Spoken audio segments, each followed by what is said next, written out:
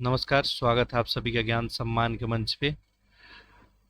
तो Bihar prelims exam 69 या बिहार का कोई एग्ज़ाम है, उस सभी के लिए जो है आपका बिहार स्पेशल काफ़ी महत्वपूर्ण जो है अपना वेटेज रखता है। वैसे में हम लोग यहाँ बिहार स्पेशल पढ़ रहे हैं और बात करें तो आपको एक बिहार स्पेशल का मैप का लेक्चर प्रोवाइड किया गया है, यानी मैप के माध्यम से पूरा बिहार स्पेशल बताने का प्रयास किया गया है। तो जाके आप ज़रूर देख लेंगे। इसके अलावा यहाँ पे हम लोग बिहार स्पेशल जो है कवर कर रहे हैं दृष्टि के मैगजीन से, और इसमें ऑलरेडी हम लोग जो है बिहार का सामान्य परिचय तथा उसके अलावा आपका बिहार का प्राचीन इतिहास, बिहार का मध्यकालीन इतिहास और बिहार का आधुनिक इतिहास ये कवर कर चुके हैं। आज हम लोग देखने वाले हैं बिहार का ज्योग्राफी।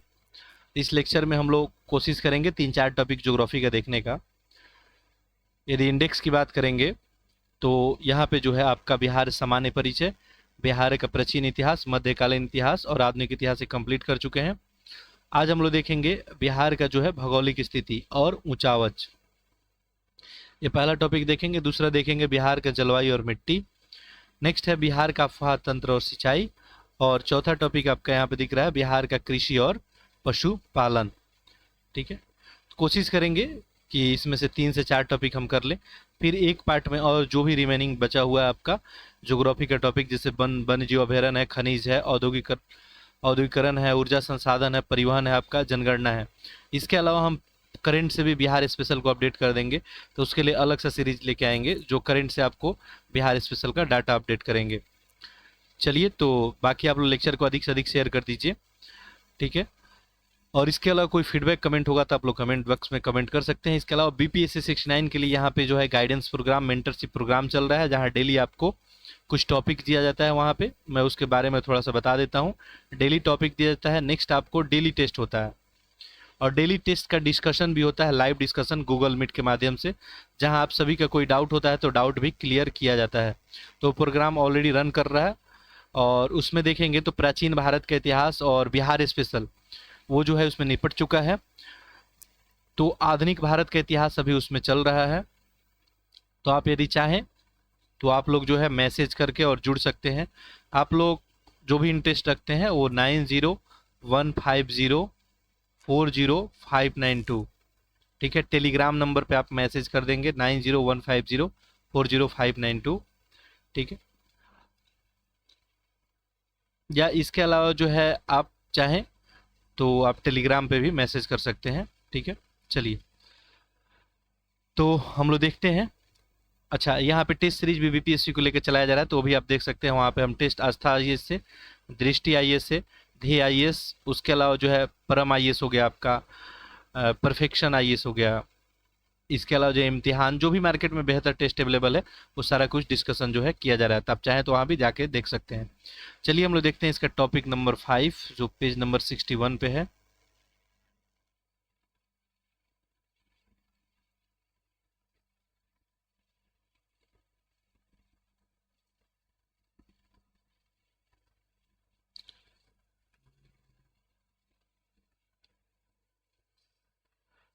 तो मैप में मैं सारा कुछ आप सभी को दिखा दिया था। ठीक है, बिहार का ज्योग्राफिकल लोकेशन का बात हो या बिहार का राजनीतिक जो है मैप है, ठीक है, कौन किसके साथ बाउंड्री शेयर कर रहा है, बिहार में क्या खास है, बिहार में पठार कहाँ है, बिहार का मैदानी भाग कितना, सारा कुछ बता चुके हैं ऑलरेडी आपको। ठीक है, इसमें हम लोग डाटा कवर करेंगे। तो ये दृष्टि का जो है आपका बुक है, आप चाहें तो ले भी सकते हैं। बाकी यहाँ पे जो भी कंटेंट कराया जाता है उससे रिलेटेड पीडीएफ वगैरह के लिए आप लोग टेलीग्राम ग्रुप ज्वाइन कर सकते हैं। देख सकते हैं बिहार ज्योग्राफिकल लोकेशन एंड आपको रिलीफ, बिहार की भौगोलिक स्थिति और ऊंचावच। ठीक है, ये हम लोग देखेंगे। तो जो भी डाटा होगा मैं यहाँ पे स्टार कर दूंगा, आप लोग याद कर सकते हैं। किसी भी राज्य के भौगोलिक परिदृश्य के बारे में जानने के लिए उसकी भौगोलिक स्थिति या ऊंचावच जानना जो है आवश्यक होता है। इस संदर्भ में बिहार के भौगोलिक स्थिति और ऊंचावच के बारे में काफ़ी विविधताएं पाई जाती है। बिहार में देखेंगे पर्वत, पठार, मैदान और अन्य भौगोलिक ऊंचावच मिलकर बिहार जो है उसका निर्माण होता है। लेकिन अब बिहार में स्पेशली देखेंगे तो बिहार में मैदानी भाग आपको सबसे ज़्यादा देखने को मिलेगा। लगभग जो है 95 यानी 95% मैदानी भाग है। उसके बाद आपको पहाड़, पर्वत वगैरह बहुत ही कम यहाँ पे देखने को आपको मिलेगा। ऑलरेडी हम मैप के माध्यम से जो बिहार स्पेशल का पहला लेक्चर है सारा कुछ आपको बता चुके हैं। जाके आप वो लेक्चर देख लेंगे, उसके बाद ये देखेंगे तो आपको काफ़ी अच्छा समझ आएगा। देखिए बिहार की भौगोलिक स्थिति, बिहार भारत के जो है उत्तर पूर्वी क्षेत्र में स्थित है। इसमें तो लोकेशन में कोई दिक्कत नहीं है, इसलिए मैं बताया कि वो लेक्चर आप जाके देखेंगे तो बिहार कुछ यहाँ पे है। अब बिहार यहाँ पे है तो इसका मतलब ये आपका ईस्ट हो गया, ये आपका नॉर्थ हो गया, यानी उत्तर और पूरब के बीच में है, तो उत्तर पूरब में बिहार का लोकेशन है। इसमें तो कोई किसी को डाउट नहीं होगा, यही सिंपल सा बात लिखा हुआ है कि उत्तर पूर्वी में स्थित है, और इसके उत्तर में नेपाल है, दक्षिण में झारखंड है, पूरब में आपका पश्चिम बंगाल हुआ, पश्चिम में उत्तर प्रदेश हुआ। ठीक है, बिहार राज्य के भौगोलिक विस्तार की बात करें तो देखिए 24 डिग्री 20 सेकंड 10 मिनट से लेके उत्तरी अक्षांश पे आपको 27 डिग्री 31 मिनट 15 आपको सेकंड तक है। जबकि देशांतर की बात करें तो 83 डिग्री 19 मिनट 50 सेकंड से लेकर 88 डिग्री 17 मिनट जो है 40 सेकंड पूर्वी देशांतर पे है। ऑलरेडी ये सारा कुछ एक्सप्लेन किया गया वहाँ पे। और इसका संपूर्ण क्षेत्रफल देखें तो आपको 94,163 वर्ग किलोमीटर ये इसका क्षेत्रफल है। इसमें ग्रामीण क्षेत्रफल की अधिकता है, देखिए 92,257 के करीब में है, जबकि शहरी जो है यहाँ पे देखेंगे तो ये आपको 1,095 वर्ग किलोमीटर के करीब है। भारत के कुल क्षेत्रफल का इसका क्षेत्रफल डिस्कशन कर चुके हैं कि कितना है, 2.86 है। ठीक है, बिहार के उत्तर से दक्षिण की लंबाई 345 और पूरब से पश्चिम जो है आपको देखेंगे तो बिहार में उत्तर से दक्षिण कितना है 345 है, और पूरब से पश्चिम कितना है 483 किलोमीटर है। बिहार का अगर बात करें दूरी लगभग जो है समुद्र तट से तो 200 किलोमीटर है, और समुद्र तल से ऊंचाई की बात करेंगे तो 173 फीट है। यह गंगा हुगली नदी मार्ग से समुद्र से जुड़ा हुआ है। तो ये अभी तक जितना मैं डिस्कस किया सारा कुछ ये मैप से बहुत अच्छे से बताया गया है, तो लेक्चर नंबर जो है मैप वाला पहले जाके आप देख लेंगे। अब बात करते हैं हम भूगर्भिक संरचना का। बिहार के भूगर्भिक संरचना का अध्ययन हेतु विभिन्न युगों में निर्मित जो चट्टान है उसका प्रयोग किया जाता है। बिहार में पाई जाने वाली चट्टानों में 4 जो है प्रमुख प्रकार की चट्टानें हैं, एक धारवाड़ है, एक विंध्यन है, और एक टर्शियरी और एक क्वाटनरी, यही 4 प्रकार के बिहार में चट्टानें हैं। ठीक है, धारवाड़ चट्टान के बारे में बात करें तो इसका निर्माण जो है प्री कैम्ब्रियन युग में, ये प्री कैम्ब्रियन युग का है।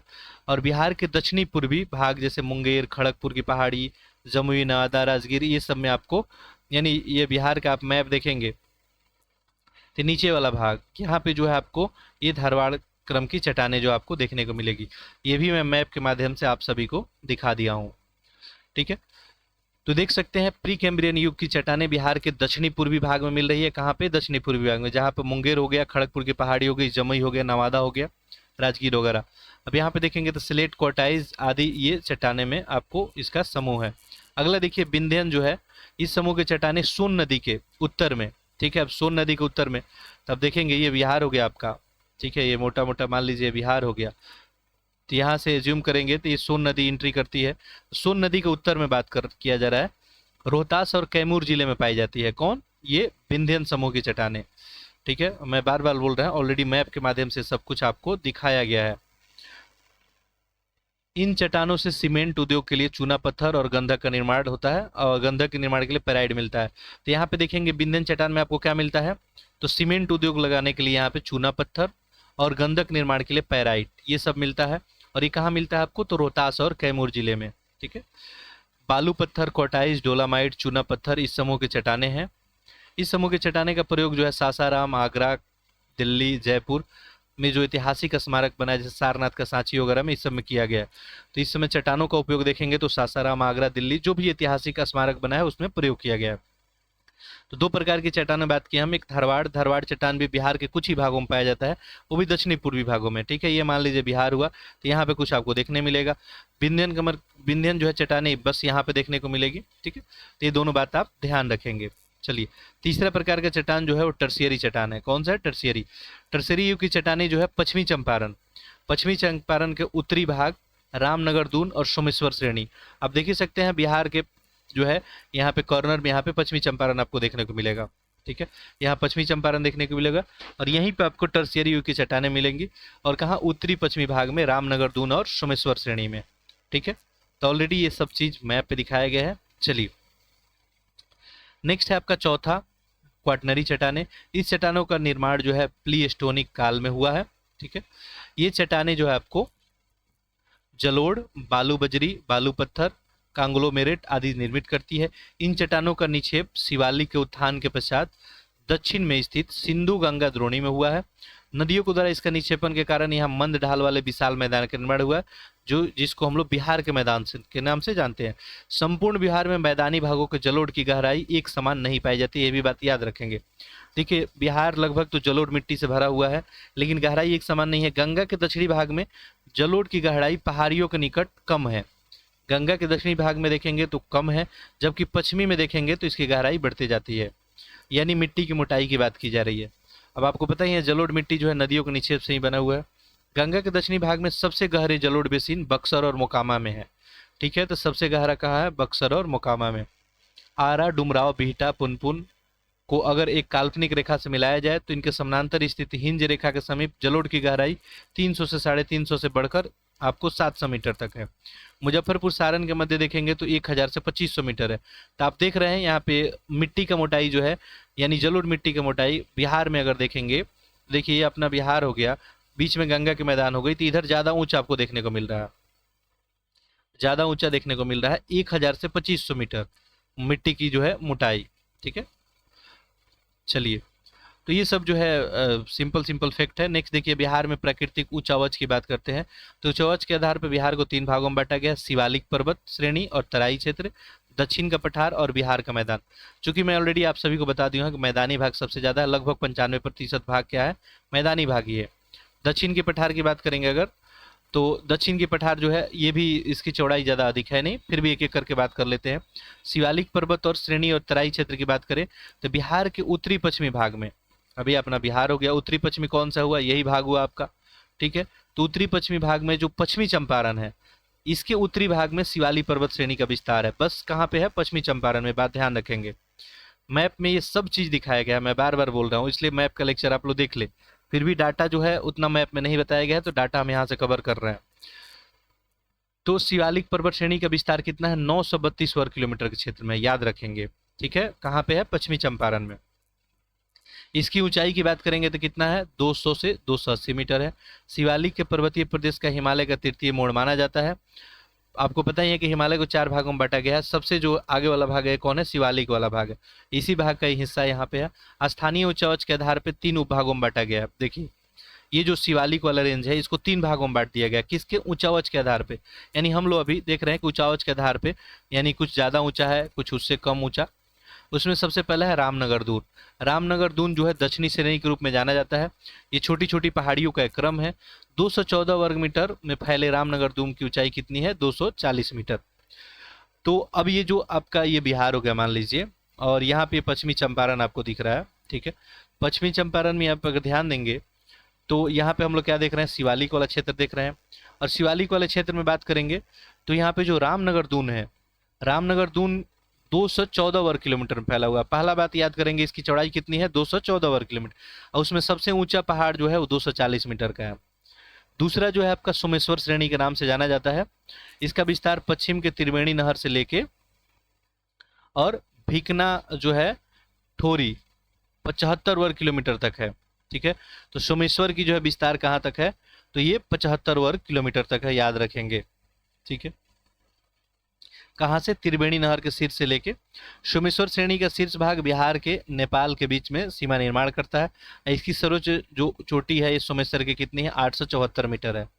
ठीक है, तो रामनगर दून में हम लोग अभी देखिए सबसे हाईएस्ट पिक कितना है? 240 मीटर। सोमेश्वर में कितना है? 800 आपको 74 मीटर, लेकिन इसकी चौड़ाई बस केवल और केवल 75 वर्ग किलोमीटर है। इस श्रेणी में नदियों का अपर्दन के फलस्वरूप अनेक दर्रों का निर्माण हुआ, जिसमें सोमेश्वर, भिकनाकोटी, मावात जो है ये दर्रे हैं। इन दर्रों में भारत और नेपाल के मध्य संपर्क का मार्ग है। 3 दर्रों से होकर आप भारत से नेपाल जा सकते हैं। तीसरा है आपको हर हायन घाटी। 24 किलोमीटर लंबी ये घाटी रामनगर दून तथा सोमेश्वर श्रेणी के बीच है, याद रखेंगे। 24 किलोमीटर लंबी ये घाटी क्या है? रामनगर दून और सोमेश्वर श्रेणी के बीच है। इस घाटी की अधिकतम ऊंचाई कितनी है? 240 मीटर है। अब पूछा जाए बिहार में बताइए सबसे ऊंची चोटी, ठीक है, किन श्रेणी में है? तो सोमेश्वर श्रेणी में है।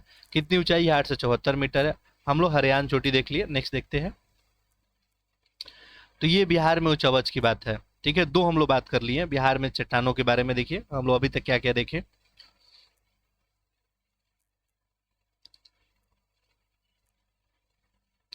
तो बिहार में सबसे पहले भूगर्भिक संरचना के बारे में बात की, एक ज्योग्राफिकल लोकेशन के बारे में। इसके बाद हम बात किए कि बिहार में जो है अगर चट्टानों की संरचना की बात करेंगे तो इसमें धारवाड़ चट्टान, बिंदवन चट्टान, टर्सेरी और क्वाटनरी चट्टान, इसके बारे में पढ़े। ठीक है, नेक्स्ट हम लोग इसके बाद देखें आपका कि बिहार का प्राकृतिक उच्चावच। ठीक है, प्राकृतिक उच्चावच, तो प्राकृतिक उच्चावच ज़्यादा कुछ आपको देखने को मिलता नहीं है। बस एक कॉर्नर में जाएंगे पश्चिमी चंपारण में, वहीं आपको शिवालिक पर्वत जो श्रेणी है तराई क्षेत्र में, उसी में रामनगर दुर्ग, सोमेश्वर श्रेणी और हरियायन घाटी, यही आपको देखने को मिलेगा। बाकी जो बिहार हम बताएं कि लगभग 95% मैदानी भागों से भरा हुआ है। तो बिहार का मैदानी भाग देखें, मैदानी भाग का विस्तार कितना है, 90,650 वर्ग किलोमीटर। आप देख सकते हैं मैदानी भाग कितना है, 90,650 वर्ग किलोमीटर। ये बिहार का कुल क्षेत्रफल का देखिए कितना बता रहा है, 96%। और इसका निर्माण नदियों द्वारा लाई गई जलोढ़ मिट्टी से हुआ है। यानी बिहार में मैक्सिमम क्या है, मैदानी भाग है। मैदान का औसत गहराई जो है 1000 से 1500 मीटर का मध्य, तथा इसकी औसत ऊंचाई 60 से 120 मीटर मध्य है। ठीक है, बिहार के मैदानी भाग को दो भाग में बांटा गया। ये मान लीजिए बिहार हो गया आपका, ठीक है, ये बिहार हो गया, बीचों बीच गंगा जो है, मान लीजिए गंगा नदी हो गई। अब गंगा नदी के ऊपर जो है ये उत्तरी बिहार हो गया, और ये क्या हो गया, दक्षिणी बिहार। तो इसको जो है बोल दिया गया दक्षिण का गंगा का मैदान, इसको बोल दिया गया उत्तरी गंगा मैदान। ठीक है, अब इसमें आपको पता ही है कि जलोढ़ मिट्टी का निर्माण कैसे होता है। आपको जलोढ़ मिट्टी का निर्माण कैसे होता है, तो जलोढ़ मिट्टी का निर्माण होता है नदियों से, यानी नदियों का जाल बिछा हुआ है। अब सबसे पहले हम लोग पढ़ लेते हैं उत्तरी गंगा के मैदान के बारे में। ठीक है, हम लोग टोटल देखें कितना है, 90,650 वर्ग किलोमीटर है। ठीक है, देखिए, अच्छा इसमें भी मैं आपको बताया अभी थोड़ी देर पहले, ध्यान दिए होंगे तो आप,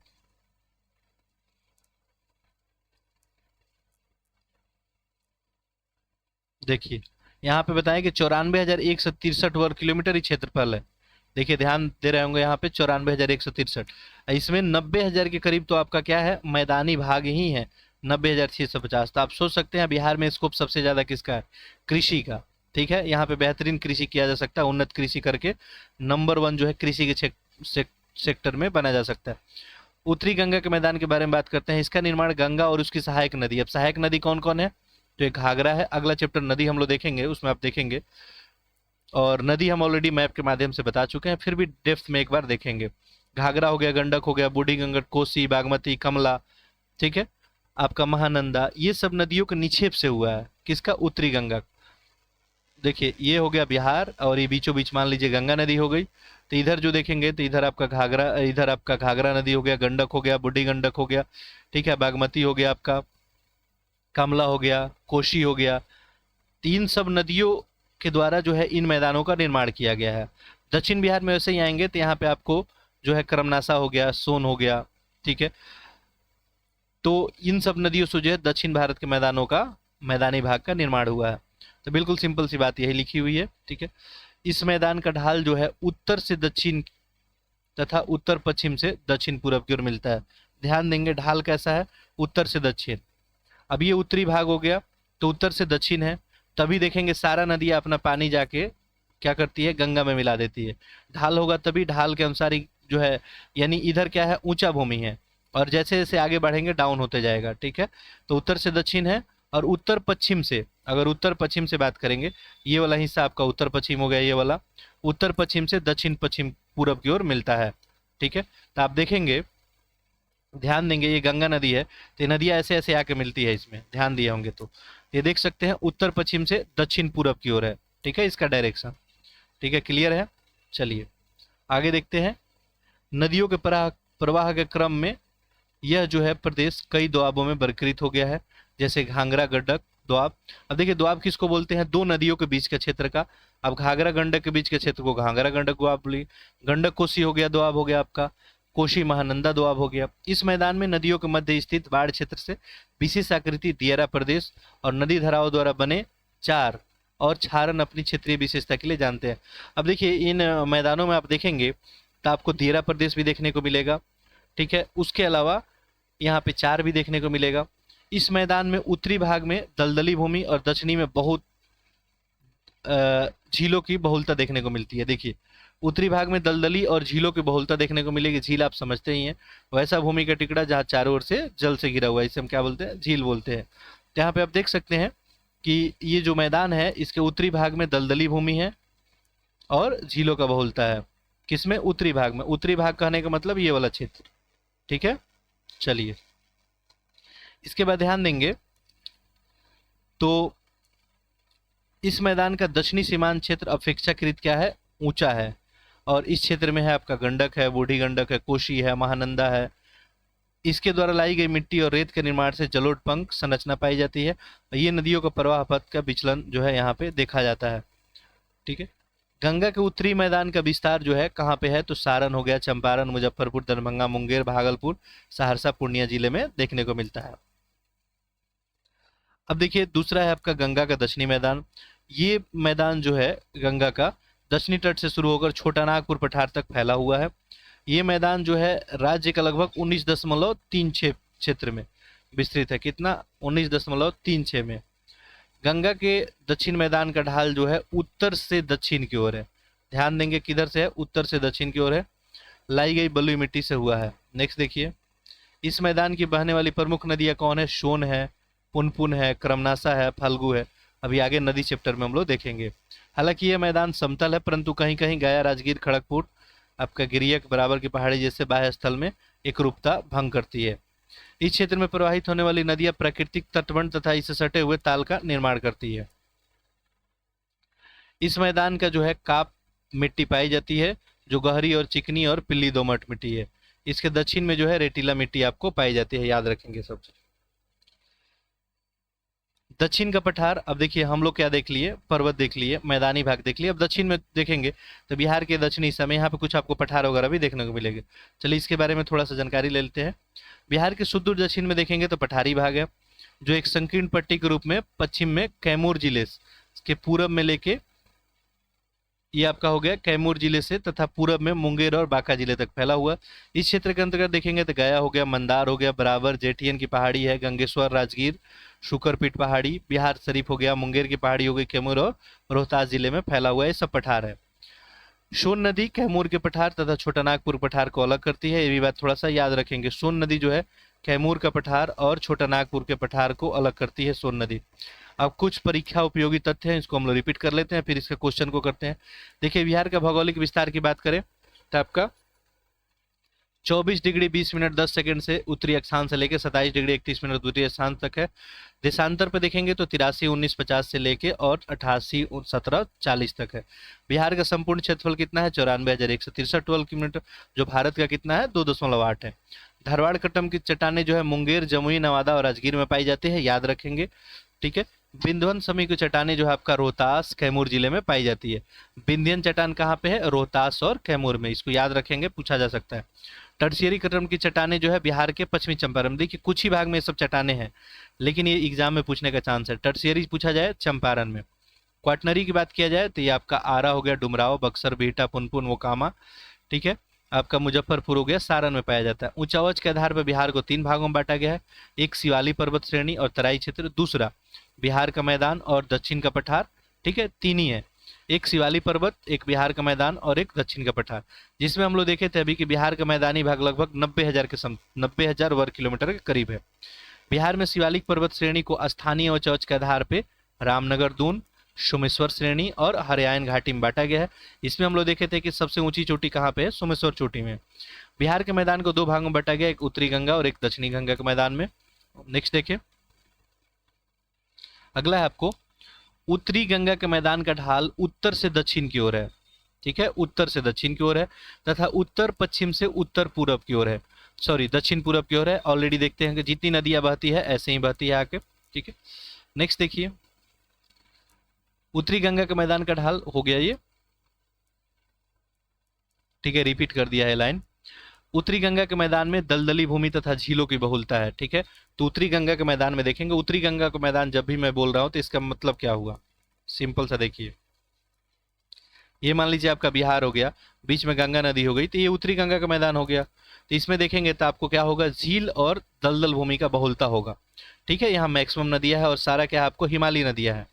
मैक्सिमम क्या है यहाँ पे? हिमालयी नदियां है। चलिए आगे बढ़ते हैं। नेक्स्ट देखिए, दक्षिण गंगा का मैदान उत्तरी गंगा के मैदान की अपेक्षाकृत क्या है? समतल है। ध्यान देंगे, दक्षिणी गंगा का जो मैदान है वो उत्तरी गंगा के अपेक्षा समतल है, तथा इसमें काप मिट्टी यानी पीली दोमट मिट्टी की प्रधानता है। कटिहार बिहार का सबसे पूर्वी भाग है, ये हम लोग ऑलरेडी देखे हैं। भौगोलिक क्षेत्रफल की दृष्टि से बिहार का वर्तमान क्रम में 13वां, तेलंगाना का नए राज्य बनने के बाद 12वां स्थान। ठीक है, बिहार की सीमा से लगने वाले 3 राज्य हम लोग देखे ही थे, बिहार, उत्तर प्रदेश, झारखंड, पश्चिम बंगाल हो गया। और बिहार की सीमा से जो है आपको पूर्वी सीमा से 4 राज्य स्पर्श करती है। ये क्या दिया है, बिहार विभाजन से पहले, ये विभाजन के पहले का कहानी है। खैर, बिहार की सोमेश्वर की पहाड़ी, 3 पहाड़ी, पारसनाथ की पहाड़ी, राजमहल की पहाड़ी और खड़गपुर की पहाड़ी से नहीं है। ठीक है, तो ये सोमेश्वर की पहाड़ी जो है आपको पारसनाथ, राजमहल और खड़गपुर से क्या है, नहीं है। बिहार का तराई प्रदेश भारत नेपाल सीमा पे कहाँ पे, पश्चिमी चंपारण में। ठीक है, बराबर की पहाड़ी गया में है। अब कुछ प्रश्न है जो बीपीएससी में पहले पूछा हुआ है, उसको देख लेते हैं थोड़ा, फिर अगले चैप्टर को देखते हैं। देखिए पहला प्रश्न क्या दिखा हुआ है, निम्नलिखित भू आकृतियों में किसके द्वारा बिहार राज्य का उत्तर पश्चिम भाग घिरा हुआ है। देखिए ध्यान क्या पूछा जा रहा है, उत्तर पश्चिम है, ये बिहार हो गया आपको। अब उत्तर पश्चिम अगर देखना है तो ये क्या हो गया आपका पूरब, ये हो गया आपका पश्चिम, ये हो गया उत्तर और ये हो गया दक्षिण। आपसे क्या बोला जाए, उत्तरी पश्चिमी, तो उत्तरी पश्चिमी यही वाला भाग है। ठीक है, तो उत्तरी पश्चिमी किससे घिरा हुआ है, देखिए सोमेश्वर पहाड़ी, कैमूर, नवादा, राजगीर या उपरोक्त में से कोई नहीं। ठीक, तो आपको पता है यहाँ पे हम अभी डिस्कस किए थे पश्चिमी चंपारण, और यहीं पे तराई वाला क्षेत्र सोमेश्वर का पहाड़ी हो जाएगा। ऑप्शन क्या हो जाएगा यहाँ पे, ए हो जाएगा। अगला देखिए प्रश्न संख्या 2।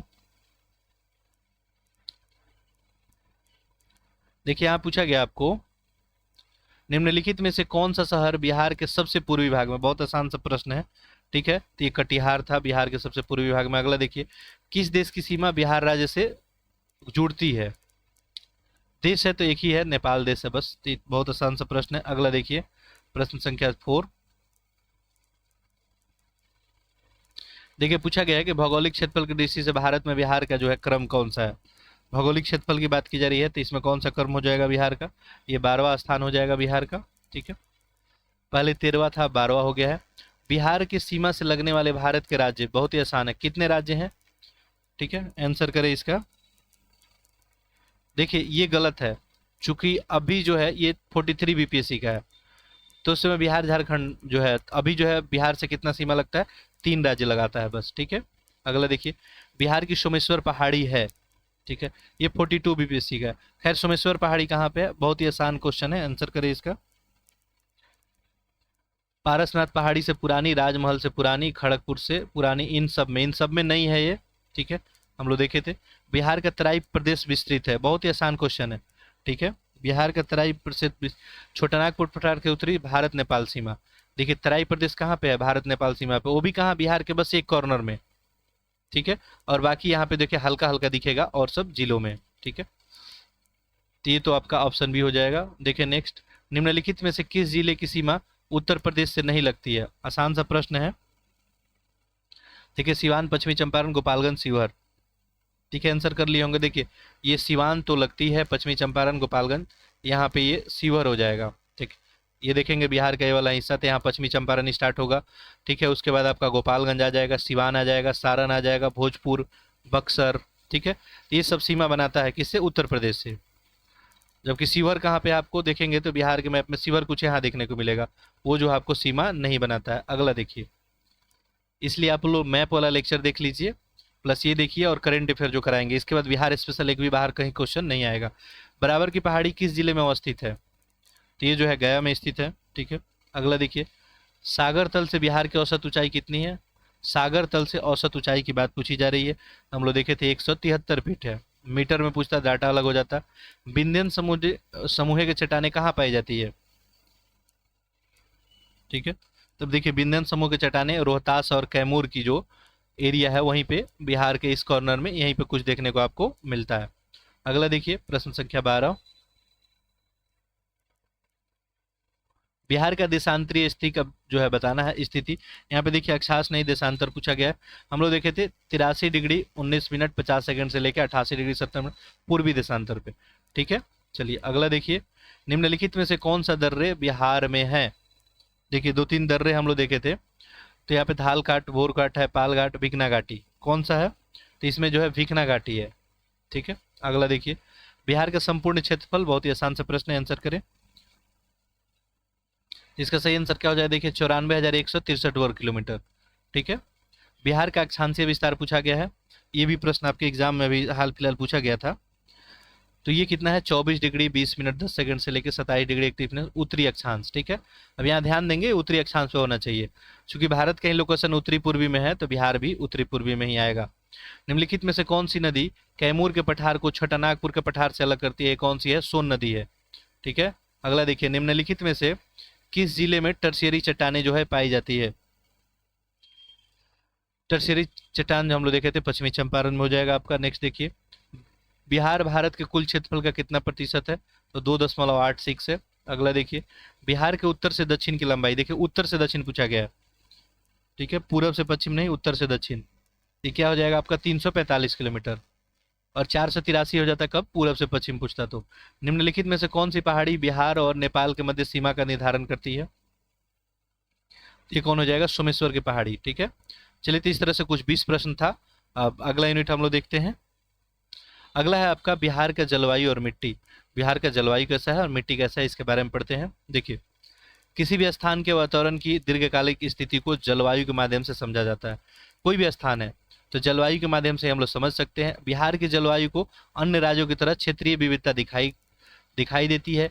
एक समय में बिहार में कुछ क्षेत्र में जल जो है प्लावित रहते हैं, जबकि दूसरी तरफ सूखा रहता है। इस तरह की विविधता जलवायु वाला निर्धारित होती है, जिसका स्पष्ट प्रभाव यहाँ पे मिट्टी पर देखने को पड़ता है। अब देखिए, ये अपना बिहार है। ठीक है, तो मैं मैप से माध्यम से आपको बताया था। ये उत्तरी बिहार, यहाँ पे नदियों का क्या है, जाल बिछा हुआ है। ये सारी नदी कैसी है, ये हिमालय नदी है। यहाँ सालों भर जल रहता है, तो इस एरिया में आपको जल का पर्याप्तता जो है बहुत ज़्यादा उपलब्ध होता है। यहाँ पे बाढ़ होगा रहता है। ठीक है। जबकि दक्षिणी बिहार में देखेंगे तो ये सब जो है कैसी नदियाँ है, ये बरसाती नदियाँ हैं, तो यहाँ पे जल की मात्रा बहुत कम रहती है और यहाँ पे सूखा रहता है। तो आप देख सकते हैं बिहार में, एक ही बिहार में दो तरह का आपको स्थिति जो है देखने को मिल रहा है। अभी इन आधार पे बिहार के जो है जलवायु को, क्लाइमेट को डिफाइन किया गया है। तो देखते हैं हम लोग बिहार की जलवायु क्या है। बिहार में मानसूनी प्रकार की जलवायु पाई जाती है, पहली बात याद रखेंगे। अपनी अक्षांशीय विस्तार के आधार पर यह उपोष्ण जलवायु क्षेत्र में आता है। किसमें, उपोष्ण में। ठीक है। यह जलवायु में महाद्वीपीय लक्षण पाए जाते हैं। इसके पूर्वी भाग में आर्द्र और पश्चिमी भाग में अर्ध शुष्क जलवायु है। ठीक है, ध्यान देंगे, पूर्वी भाग यानी आपको आर्द्र होगा, किशनगंज वाला इलाका हो जाएगा। जबकि अगर पश्चिमी भाग की बात करेंगे तो पश्चिमी चंपारण वगैरह से देखते हुए तो यहाँ पे अर्ध शुष्क जलवायु। कोपेन के जलवायु वर्गीकरण के आधार पर बिहार के उत्तरी भाग को CWG तथा दक्षिणी भाग को AW जलवायु के अंतर्गत रखा गया है। याद रखिएगा, पूछा जा सकता है एग्जाम में। बिहार के उत्तरी भाग को CWG में और दक्षिणी भाग को AW में रखा गया है। बिहार की जलवायु को निम्नलिखित जो है कारक प्रभावित करते हैं। देखिए, बिहार का नहीं, कहीं का भी जलवायु है, जलवायु को प्रभावित करने वाला क्या, हिमालय की अवस्थिति। बिहार में देखेंगे तो हिमालय की अवस्थिति, कर्क रेखा से दूरी, बंगाल की खाड़ी से इसकी निकटता, ग्रीष्मकालीन तूफान और दक्षिणी पश्चिमी मानसून और क्रियाशीलता। तो ये सब चीजें बिहार की जलवायु को इफेक्ट करेगी। ठीक है। कौन कौन सी, बिहार का हिमालय का अवस्थिति क्या है बिहार से, कर्क रेखा से बिहार की दूरी क्या है। ठीक है। अब देखिएगा, ये आपका हो गया ग्लोब। ग्लोब में बीचे बीच आपका भूमध्य रेखा हो गया। यहाँ पे 23.5 डिग्री नॉर्थ में क्या हो गया, कर्क रेखा हो गया। ये 23.5 डिग्री साउथ में क्या हो गया, मकर रेखा। अब कर्क रेखा से कितनी दूरी है आपको पता है कि ये बीच वाला क्षेत्र है, जो बीच वाला क्षेत्र, यहाँ पे सूर्य जो है डायरेक्टली इसका किरण पड़ता है। इसके वजह से देखेंगे यहाँ पे जो है, यहाँ का क्लाइमेट वेदर अलग होता है। जैसे जैसे ऊपर जाते जाएंगे यहाँ पे किरणें तिरछी पड़ती है, यहाँ का क्लाइमेट वेदर अलग, यहाँ पे अधिक ठंड पड़ता है। तो आप देख सकते हैं अक्षांशीय विस्तार पे जो है मौसम कैसे डिपेंड कर रहा है। तो कर्क रेखा से बिहार की क्या स्थिति है, इस पे भी जो है आपका जलवायु। देखिए, मौसम और जलवायु दोनों अलग अलग चीज है। ठीक है। एवरेज ऑफ मौसम इक्वल टू क्या होता है, जलवायु होता है। मौसम देखिए एक ही दिन में कई बार बदल सकता है। ठीक है, आप लोग गाना भी सुने होंगे। ठीक है, मौसम की तरह बदलना जाना। अब मौसम की तरह बदलना देखेंगे, अब कभी कभी आप देखेंगे तो सुबह में गर्मी पड़ रही है। ठीक है। उसके बाद देखेंगे तो बादल आएगा, फिर आपको वर्षा हो जाएगा, फिर आपको ठंड लगने लगेगा। तो एक ही दिन में आपको गर्मी ठंडी सबका जो है महसूस होने लगता है। इसको हम लोग क्या बोलते हैं, मौसम। और मौसम का एवरेज निकालते हैं तो वही क्या हो जाता है, आपका जलवायु आ जाता है। तो बिहार में जलवायु को जो है प्रभावित करने वाला कौन हो गया, पहला हिमालय की स्थिति, दूसरा कर्क रेखा से दूरी, तीसरा बंगाल की खाड़ी से इसकी निकटता, और चौथा ग्रीष्मकालीन तूफान और दक्षिणी पश्चिमी की मानसून। बिहार के मुख्य रूप से 3 ऋतुएं पाई जाती है। कौन कौन सी ऋतु पाई जाती है देखते हैं, चलिए। तो पहला हो गया ग्रीष्म ऋतु, ये मार्च से जून तक देखने को मिलता है, मार्च से जून तक। सूर्य के उत्तरायण होने के कारण इस समय तापमान में क्या होता है, यहाँ बढ़ोतरी देखने को मिलता है। और यह मई का महीना में सर्वाधिक गर्म होता है। ग्रीष्म ऋतु में बंगाल की खाड़ी में उत्पन्न होने वाले उष्णकटिबंधीय चक्रवातीय कारण बिहार के पूर्वी हिस्सा में बारिश होती है और इसे नार्वेस्टर कहा जाता है। बिहार का सबसे गर्म स्थान आपका क्या है? गया जिला है। तो ओवरऑल आप ध्यान रखेंगे कि मार्च से जून तक यहाँ गर्मी जो है आपको पड़ता है, तो इस समय ग्रीष्म ऋतु हम बोल सकते हैं। वजह क्या है इसका? तो सूर्य का उत्तरायण होना, जो ऑलरेडी जो है आपको अक्षांश रेखा वगैरह पे हम जो है टेस्ट सीरीज वगैरह में भी बात बार बार डिस्कस किए हैं, तो ये बात ध्यान रखेंगे। अगला देखिए, वर्षा ऋतु की बात करते हैं तो ये जून से लेके और आपको अक्टूबर तक रहता है अप्रॉक्स, जून से लेके अक्टूबर तक। मानसून का आगमन मध्य जून में लगभग होता है, ये अप्रॉक्स डाटा है। जुलाई और अगस्त में यहाँ पे अत्यधिक वर्षा होता है। कब? जुलाई और अगस्त में। बिहार में वर्षा मुख्य रूप से दक्षिणी पश्चिमी मानसून, ठीक है, ये मान लीजिए ये इंडिया हो गया आपका, दक्षिणी पश्चिमी इसमें कौन हो गया? ये दक्षिण हो गया, ये पश्चिम। तो इधर से जो मानसून आपको आती है, ठीक है, इधर से जो मानसून आती है इसके कारण होती है। यहाँ की औसत वर्षा कितनी है? 125 सेंटीमीटर है, याद रखेंगे। बिहार में अधिकतर वर्षा किसके कारण होता है? दक्षिणी पश्चिमी मानसून के कारण होता है। औसत बारिश जो है 125 है। यहाँ सर्वाधिक वर्षा वाला जिला कौन है? किशनगंज है, जबकि सबसे कम वर्षा पटना के पश्चिम में स्थित त्रिकोणीय भूखंड पे होती है। इस राज्य में मानसून जो है परिवर्तन का काल मध्य अक्टूबर से नवंबर तक है। नेक्स्ट देखिए शीत ऋतु, तो ये नवंबर से लगभग फरवरी तक देखने को मिलता है आपका विंटर सीजन। इस ऋतु में भूमध्य सागरीय क्षेत्र में उत्पन्न होने वाले चक्रवाती तूफानों से झंझावाती वर्षा होती है।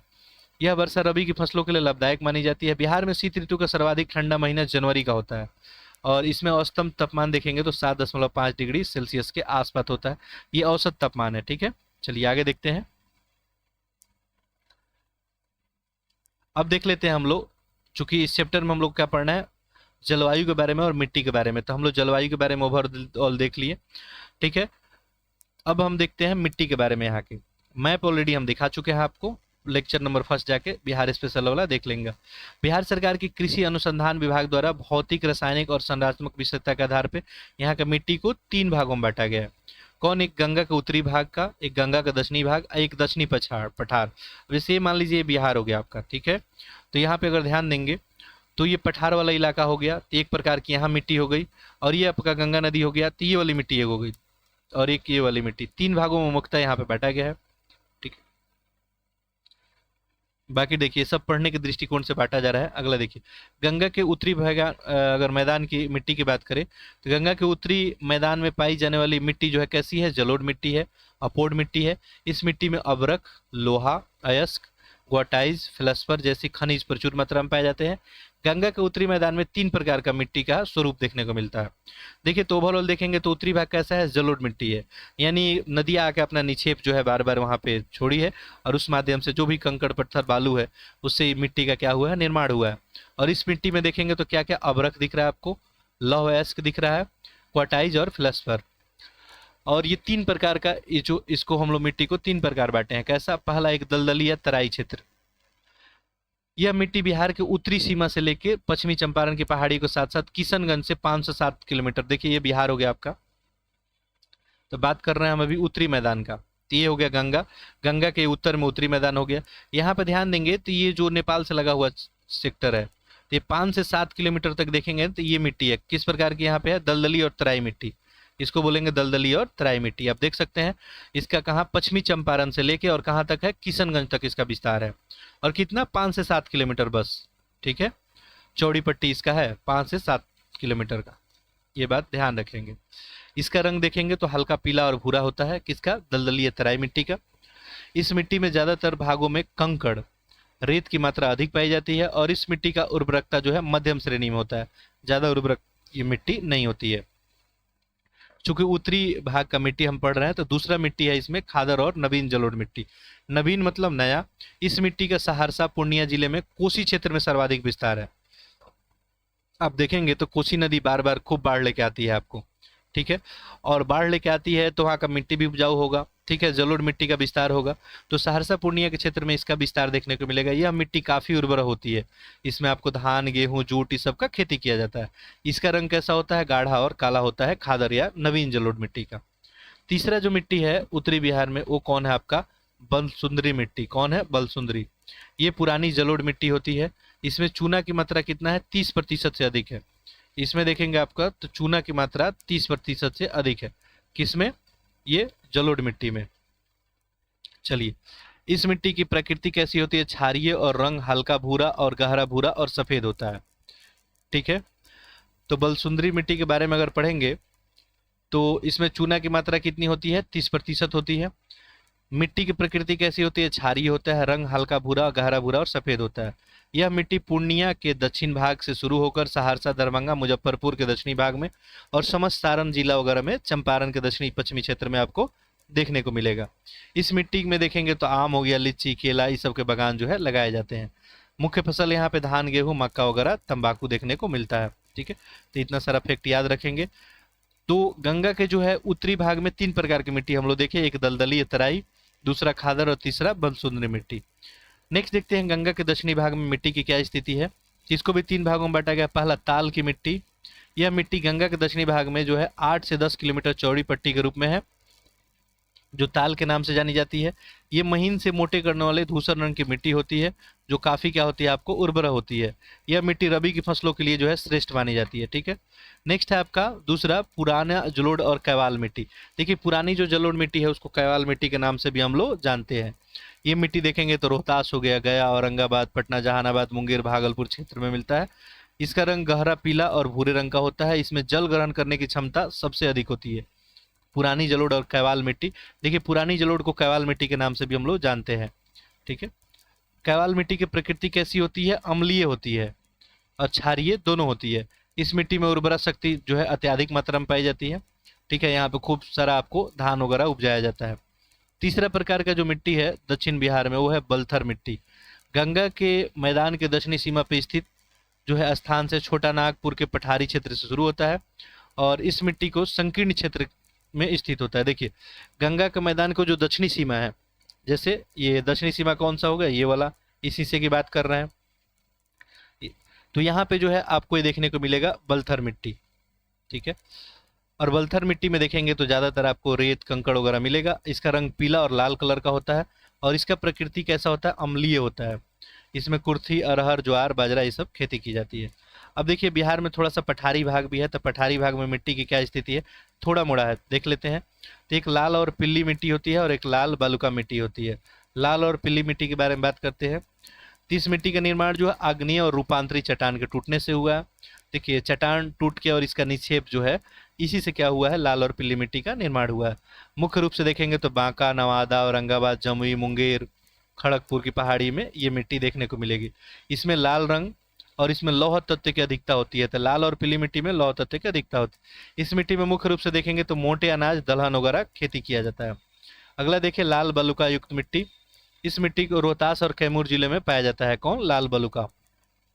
इस मिट्टी में बालू की मात्रा अधिक होती है, इसके कारण ये थोड़ा अनउपजाऊ होता है। इस मिट्टी में ज्वार, बाजरा वगैरह मोटे अनाज देखने को मिलते हैं। तो ये हम लोग देख लिए बिहार की मिट्टी। ठीक है। तो एक हम लोग देखे उत्तरी जो है भाग में और एक दक्षिणी भाग में। और बिहार की मिट्टी से संबंधित कुछ समस्या है, इसके बारे में देख लेते हैं। नदियों के प्रवाह क्षेत्र में पड़ने वाली वनस्पति को नष्ट हो जाने और अनियंत्रित पशुचारण, पहाड़ी ढालों पर होने वाली कृषि और अनियंत्रित खनन प्रक्रिया से इस राज्य में उपजाऊ मिट्टी और भूपृष्ठीय आवरण को काफी हानि पहुंचाई है। देखिए, भूपृष्ठियों को हानि कौन कौन पहुंचा रहा है? तो पहला, जो नदियाँ आ रही है उससे वनस्पति कट जा रहे हैं।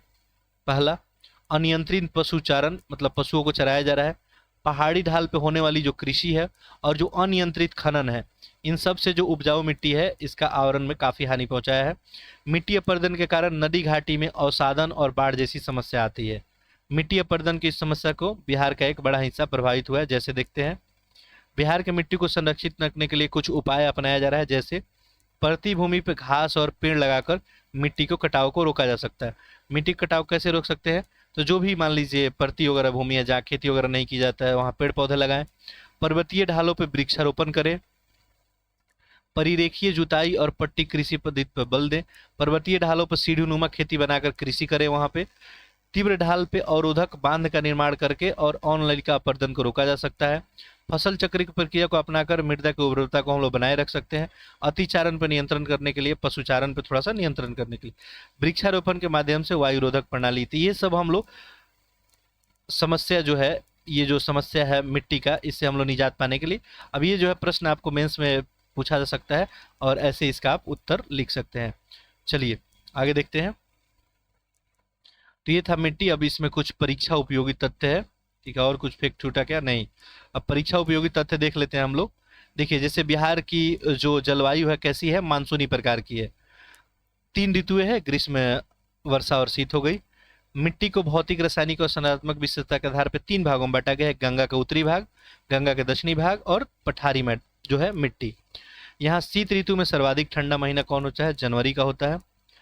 गंगा के जो है उत्तरी मैदान की मृदा को दलदली या तराई क्षेत्र का मृदा या खादर या नवीन जलोढ़ मिट्टी या बलसुंदरी मिट्टी में विभाजित किया गया है। देखिए, उत्तरी को 3 में, पहला दलदली या तराई बोलते हैं, दूसरा नवीन जलोढ़ और तीसरा बलसुंदरी। ताल की मिट्टी और पुरानी जलोढ़ मिट्टी या कवाल मिट्टी या बलथर मिट्टी, ये दक्षिण के मैदान में। देखिए, जो पुरानी जलोढ़ मिट्टी है उसको अन्य किस नाम से जानते हैं? कवाल मिट्टी, याद रखेंगे। लाल और पीली मिट्टी, लाल बलुका युक्त दक्षिणी पठार में। देखिए, दक्षिणी जो पठार है वहीं पे आपको लाल पीली मिट्टी देखने को मिलती है। सबसे गर्म जिला गया है, जबकि सबसे अधिक वर्षा वाला जिला किशनगंज है।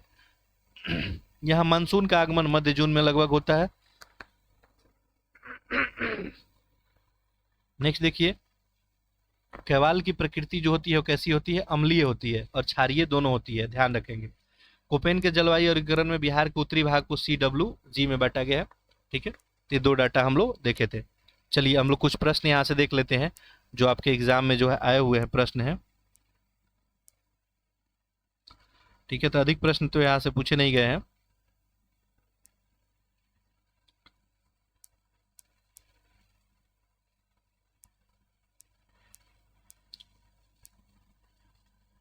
ठीक है, चलिए यहाँ से जो है 14-15 प्रश्न है। बाकी कुछ प्रश्न ऐसे प्रैक्टिस के लिए दिया गया है। देखिए, पहला प्रश्न है, अभी इधर का कुछ हाल फिलहाल का इसमें प्रश्न का कलेक्शन नहीं है, इसके लिए अलग से हम बिहार जो है, बिहार से रिलेटेड जितना क्वेश्चन है ना उसका अलग वीडियो आपको अपलोड जो है मिलेगा। देखिए, पहला प्रश्न है कि बिहार में बांगर मिट्टी कहाँ मिलती है? बांगर पूछा गया है। गया, बोध गया, पूर्वी चंपारण, भागलपुर, पूर्णिया, सहरसा, दरभंगा। देखिए, तो ये ऑप्शन क्या हो जाएगा? बी यहाँ पे सही हो जाएगा। ठीक है, अगला देखिए, बिहार में किस प्रकार की जलवायु है? तो ये मानसूनी जलवायु है। नेक्स्ट देखिए, बिहार में मुख्यतः कितनी प्रकार की ऋतु पाई जाती है? 3 प्रकार की। बिहार में सर्वाधिक वर्षा किस जिले में होती है? तो ये होती है आपको किशनगंज में। बिहार में सर्वाधिक जो है गर्म जिला कौन सा है? तो ये आपको गया हो गया। ये बस छोटे छोटे से प्रश्न है अभ्यास के लिए। कोपेन के जलवायु के वर्गीकरण के आधार पर बिहार के उत्तरी भाग में, उत्तरी भाग को जो है किस में बांटा गया है आपको? तो अभी हम लोग डिस्कस किए थे, ये हो जाएगा CWG। अब बताइए, दक्षिणी भाग को किस में बांटा गया है? आप लोग ऑप्शन में, आप लोग कमेंट बॉक्स में लिखेंगे। अगला देखिए, बिहार के जलवायु पे किन कारकों का प्रभाव पड़ता है? जलवायु पे हिमालय की अवस्थिति, कर्क रेखा से दूरी, बंगाल की खाड़ी। यहाँ पे क्या हो जाएगा? ऑप्शन डी, उपयुक्त सभी। अगला देखिए, गंगा के उत्तरी मैदान में मुख्यतः जो है कौन सी मिट्टी पाई जाती है? ठीक है, गंगा के उत्तरी मैदान में। तो ये जो है आपको कैसी, कौन प्रकार की जलोढ़ मिट्टी बताइए आपको। बिहार में लाल और पीली मिट्टी का क्षेत्र कौन सा है? आंसर करें यहाँ पे। तो ये क्या है? ये पश्चिमी चंपारण, सीवर, पूर्णिया होगा नहीं, गया हो जाएगा आपका। ताल की मिट्टी जो है किस फसल के लिए उपयुक्त मानी जाती है? तो ये जो है रबी की फसल के लिए। अगला देखते हैं, प्रश्न संख्या 11। देखिए क्या पूछा गया है, चलिए जूम कर लेते हैं थोड़ा। खादर या नवीन जलोढ़ मिट्टी में सर्वाधिक विस्तार, इसका सर्वाधिक विस्तार जनरली कहाँ देखने को मिलता है आपको? छपरा, सिवान है। तो ये देखिए सहरसा, पूर्णिया वगैरह में ज्यादा देखने को मिलता है, जो नवीन जलोढ़ मिट्टी है, नई वाली। बिहार के मानसून का आगमन कब होता है? लगभग के मध्य जून में अप्रॉक्स। बिहार सरकार के कृषि अनुसंधान विभाग द्वारा भौतिक, रासायनिक और संरचनात्मक विशेषता के आधार पर मृदा को कितने भागों में जो है आपको बांटा गया है? तो कितने भागों में यहाँ बांटा गया है? 3 भागों में।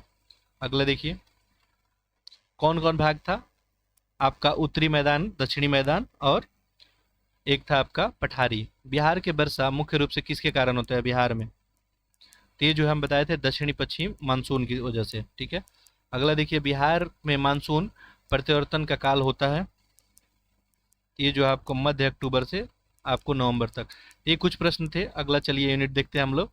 बिहार में अफवाह तंत्र और सिंचाई, बिहार ड्रेनेज सिस्टम, बिहार का ड्रेनेज सिस्टम और आपका इरिगेशन। तो ऑलरेडी ये चैप्टर हम जो है मैप के माध्यम से ऑलरेडी कवर किए हुए हैं और वहाँ पे आपको नदी के बारे में बताए थे। फिर भी यहाँ पे हम लोग देखेंगे कि बिहार में नदी की क्या स्थिति है, झील, आर्द्र भूमि, जलप्रपात, जो भी कुंड वगैरह है, नहर, तालाब के बारे में यहाँ पढ़ेंगे। बिहार में विद्यमान अफवाह तंत्र के अंतर्गत यहाँ पे क्या देखने को मिलेगा, नदियाँ, झील, आर्द्रभूमि, जलप्रपात, कुछ गर्म जल कुंड मिलेंगे। इस अफवाह तंत्र के अंतर्गत नदियों से निकाली गई नहरें हैं, कुछ नलकूप है, तालाब है, कुआं है, इन सब के बारे में हम लोग देखेंगे। और इन्हीं सब से सिंचाई किया जाता है, सबसे अधिक नलकूप से बिहार में सिंचाई किया जाता है। नदियों के बारे में बात करेंगे तो बिहार में प्रवाहित होने वाली नदियां निम्नलिखित है। एक जो है गंगा, अभी देखिए ये बीचों बीच ये मैप बना देते हैं, मान लीजिए बिहार हो गया, बीच में कौन सी नदी हो गई, गंगा। अब एक हम लोग देखेंगे उत्तरी जो है उत्तरी भाग से, यानी उत्तर से दक्षिण की ओर, इसमें देखेंगे कि कुछ नदियां उत्तर से दक्षिण की ओर आ रही है। इसमें देखेंगे तो घाघरा हो गया आपका, गंडक हो गया, बूढ़ी गंडक हो गया, ठीक है। तो ये सब जो है हम लोग देखेंगे। फिर हम लोग देखेंगे दक्षिणी बिहार से जो भी नदियां बहती है, दोनों के बारे में देखेंगे, इनका उद्गम स्थल क्या है, ठीक है। ये अपना जो है जल जाके गंगा में कहाँ मिलाती है, ठीक है, इनकी लंबाई वगैरह कितनी है। तो सबसे पहले गंगा के बारे में पढ़ लेते हैं। तो चूंकि गंगा मुख्य नदी है, ये मूल रूप से गंगा कहाँ से निकलती है, भागीरथी से, ठीक है। कहाँ से, गंगोत्री हिमनद से, उत्तराखंड से। देवप्रयाग उत्तराखंड में भागीरथी और अलकनंदा का संगम हो जाता है, इसके बाद इसका नाम क्या हो जाता है, गंगा। एक देखिए, एक देवप्रयाग हो गया, देवप्रयाग में देखेंगे तो एक भागीरथी नदी आती है, गंगा नदी, दोनों मिलती है और क्या बन जाता है आपका, गंगा नदी। गंगा नदी की लंबाई अगर बिहार में बात किया जाए तो कितना है, 445 किलोमीटर। बिहार में 445, जबकि कुल गंगा नदी की लंबाई कितनी है, 2525 किलोमीटर, ठीक है। बिहार में जो है 445 है। बिहार में नदी जो है पश्चिम से पूरब की ओर, ठीक है। तो बिहार ये हो गया, तो ये पश्चिमी हिस्सा हो गया, पश्चिमी से पूरब की ओर ही जाता है, ठीक है, कोई डाउट इसमें नहीं होगा। देखिए, और ये इंटर कहाँ से करेगी, देखिए बक्सर हो गया, भोजपुर, सारण, पटना, वैशाली, समस्तीपुर, बेगूसराय, खगड़िया, मुंगेर, भागलपुर, कटिहार जिले में प्रवाहित होती है, याद रखेंगे। तो ये हो गया आपका एक बक्सर, भोजपुर, सारण, पटना, वैशाली, समस्तीपुर, बेगूसराय, खगड़िया, मुंगेर, भागलपुर, कटिहार, ठीक है, ये आप देख रहे हैं।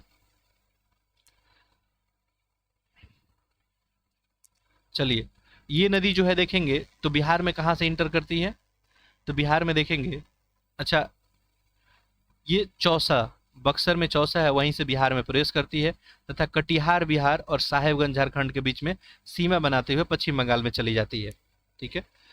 बिहार में इसमें बाईं ओर से यानी उत्तर दिशा से मिलने वाली नदी कौन है, जैसे घाघरा है, गंडक है, बागमती है, बलान, बूढ़ी गंगट, कोसी वगैरह है, कमला और महानंदा है। जबकि दाईं ओर से देखेंगे यानी दक्षिणी दिशा से मिलने वाली नदी कौन हो गई, सोन हो गई, करमनासा हो गई, पुनपुन, क्यूल वगैरह हो गई। अब एक एक नदी हम लोग देख लेते हैं। सबसे पहले देखते हैं उत्तरी बिहार। अब देखिए, ये तो आपका बिहार हो गया और ये बीच में गंगा नदी हो गई। इसमें सबसे पहली नदी अगर बात करें, यहाँ पे कौन आती है, घाघरा नदी। घाघरा नदी आती है, इसके बारे में पढ़ेंगे, फिर हम लोग एक एक करके देखेंगे। चलिए, तो यहाँ पे जो कि मिसलेनियस डाटा दिया है, चलिए देख लेते हैं, जैसा दिया है वैसे ही हम लोग पढ़ लेते हैं। इस नदी का उद्गम कहाँ है, घाघरा का उद्गम याद रखना है, तिब्बत का पठार। तिब्बत का पठार, मानसरोवर झील के पास, मापचुंग हिमनद, यानी जो मापचुंग हिमनद है कहाँ पे, तिब्बत के पठार में, मानसरोवर झील के पास, वहीं से इसका उद्गम होता है। इसकी लंबाई अगर बिहार में देखेंगे तो मात्र जो है 83 किलोमीटर है। कितना, मात्र 83 किलोमीटर बिहार में है। ये जो है दरौली सिवान है, वहीं पे बिहार में प्रवेश करती है, तथा रिवलीगंज सारण में अपना गंगा में जाके पानी मिला देती है। इस नदी को सरयू और कर्णावली नाम से भी जाना जाता है, याद रखेंगे। तो घाघरा नदी के बारे में आपको क्या याद रखना है, कहाँ से निकलती है, तिब्बत के पठार मानसरोवर झील के पास, मापचुंग हिमनद से, पहली बात। दूसरी बात याद रखना है, बिहार में इसका केवल और केवल लंबाई कितना है, ये उत्तर प्रदेश में मैक्सिमम बहता है, तो इसका बिहार में केवल और केवल लंबाई है 83 किलोमीटर। बिहार में कहाँ से एंट्री होता है इसका, दरौली सिवान जिला से। सिवान जिला में एक दरौली है जगह, वहीं से इसका इंटर होता है। और बिहार में जो है ये गंगा नदी में कहाँ मिलेगी, तो देखिए ये एंट्री करेगी बिहार में अगर, कहाँ से, दरौली सिवान से। और गंगा नदी में अपना पानी कहाँ जाके मिला रही है, तो याद रखेंगे सारल जिला है और उसमें रिवलीगंज है, वहीं पे जाके गंगा नदी में अपना पानी मिलाते हैं, इतना बात याद रखेंगे। चलिए नेक्स्ट देखिए, सोन नदी। तो सोन नदी तो आपको दाहिनी ओर से आती है, दक्षिणी दिशा से। और अगर दक्षिणी दिशा से देखेंगे तो सबसे प्रमुख नदी कौन सी है, सोन नदी है। इस नदी का उद्गम कहाँ से है, अमरकंटक। अमरकंटक कहाँ पे है, मध्य प्रदेश, वहीं इसका उद्गम है। ये रोहतास जिले में बिहार में एंट्री करती है और पटना के समीप अपना गंगा में पानी जाके मिल जाती है। यानी सिंपल याद रखेंगे, इसका जो है उद्गम है अमरकंटक, बिहार में कहाँ प्रवेश कर रही है, रोहतास में, और पटना में अपना जाके गंगा में मिल जा रही है। इसकी बिहार में लंबाई कितनी देखेंगे तो 202 किलोमीटर है, किसकी, सोन नदी की। संपूर्ण लंबाई इसकी 784 है, लेकिन बिहार में कितनी है, 202 है। बिहार में जो है सोन नदी की लंबाई 202 है। गोपद, कनहर, उत्तरी कोयल, रिहंद इसकी सहायक नदी है। अभी सोन नदी की सहायक नदी कौन है? तो ये गोपद है, कनहर है, उत्तरी कोयल है और रिहंद है। ये सब इसकी सहायक नदियां हैं। इस नदी पर दक्षिण पश्चिम बिहार में सबसे बड़ी सिंचाई परियोजना है। ठीक है, इसमें नहरें निकाली गई है, 2 नहरें। ठीक है, अगला देखिए। अगला नदी आपको कोसी नदी दिख रही है। अब कोसी नदी क्या है? उत्तरी बिहार की नदी है। ये अपने मार्ग बदलने में कुख्यात है। देखिए, 2 बात स्पष्ट कर लीजिए। उत्तरी बिहार की जो भी नदियां होगी सारी हिमालयी नदी है। इसमें जल की मात्रा काफी ज्यादा है और यही क्या करती है? कटाव करती है, बाढ़ लेके आती है। जबकि दक्षिणी बिहार की नदियां सारी बरसाती नदियां है। यहाँ पे बाढ़ वगैरह जैसे समस्या आपको जनरली देखने को नहीं मिलेगा। तो कोसी जो है आपको अपना मार्ग बदलने के लिए कुख्यात है। इस नदी में प्रति वर्ष आने वाला भीषण बाढ़ से इसे बिहार का क्या कहा जाता है? शोक कहा जाता है। ये नदी जो है सुपौल, सहरसा, मधेपुरा, पूर्णिया जिले में प्रवाहित होने के बाद गंगा नदी में अपना पानी मिला देती है। ठीक है, तो ये सुपौल, सहरसा, मधेपुरा वगैरह से आपको होते हुए पूर्णिया जिले में अपना गंगा नदी में आके मिल जाती है। तो हम लोग अभी कोसी के बारे में देख रहे हैं। इसका उद्गम स्थल अगर कोसी का पूछा जाए तो है कौन सा? गोसाई स्थान है। कहाँ पे? नेपाल में। शन कोसी, ताम्र कोसी, तामूर कोसी, भूत कोसी, लिचू कोसी, दूध कोसी, इंद्रावती, अरुणा कोसी, ये सब इसकी सहायक नदियां हैं। ठीक। अब ये भी प्रश्न आपके एग्जाम में पूछा जा सकता है कि बताइए सोन नदी की, सॉरी, कोसी नदी की सहायक नदी कौन है? तो आप याद रखेंगे इंद्रावती हो गया। ठीक है, इंद्रावती के अलावा जो आप देखेंगे तो दूध कोशी हो गया, लिचू कोशी हो गया, भूत कोशी हो गया, तामूर कोशी हो गया। ये सब जो है इसकी सहायक नदी है। 1-2 बार पढ़ेंगे याद हो जाएगा। नेक्स्ट देखिए, गंडक, ये भी उत्तरी बिहार का नदी है।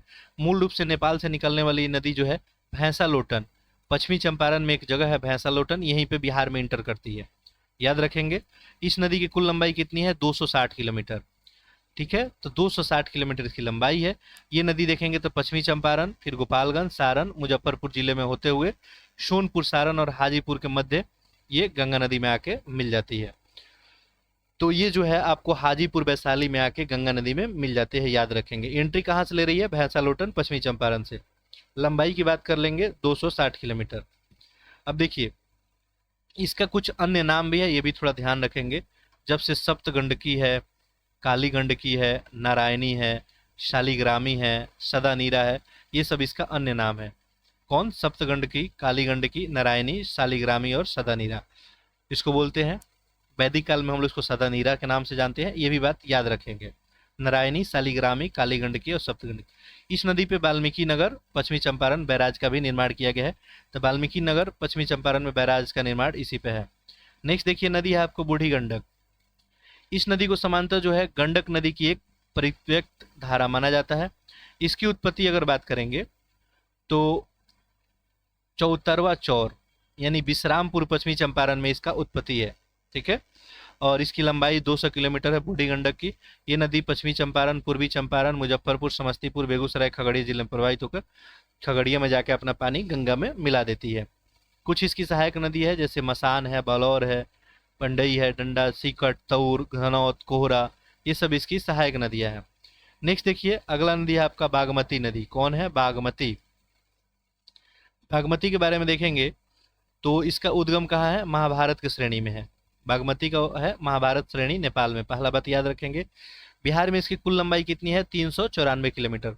बागमती की बिहार में लंबाई है 394 किलोमीटर। ये नदी देखेंगे तो सीतामढ़ी आपका, शिवहर, मुजफ्फरपुर, दरभंगा, समस्तीपुर और बेगूसराय जिले में प्रवाहित होती है। ठीक है, इसकी कुछ सहायक नदियां हैं जैसे यहाँ पे लाल बैंकैया है, विष्णुमती है, लखनदेई है, अंदवारा है, सिपरीधार है, कोला है, छोटी बागमती, इसकी सबकी सहायक नदी है। अब सहायक नदियों को भी एक नज़र में याद रखेंगे, हो सकता है एग्जामिनर यहाँ से भी आपसे प्रश्न बना दे। लाल बैंकैया हो गया, विष्णुपति, लखनई, अदयारा, शिपहारा, ये सब। नेक्स्ट देखिए, कमला नदी है। कमला नदी का उद्गम अगर बात करेंगे तो ये कहाँ है? महाभारत श्रेणी से, नेपाल।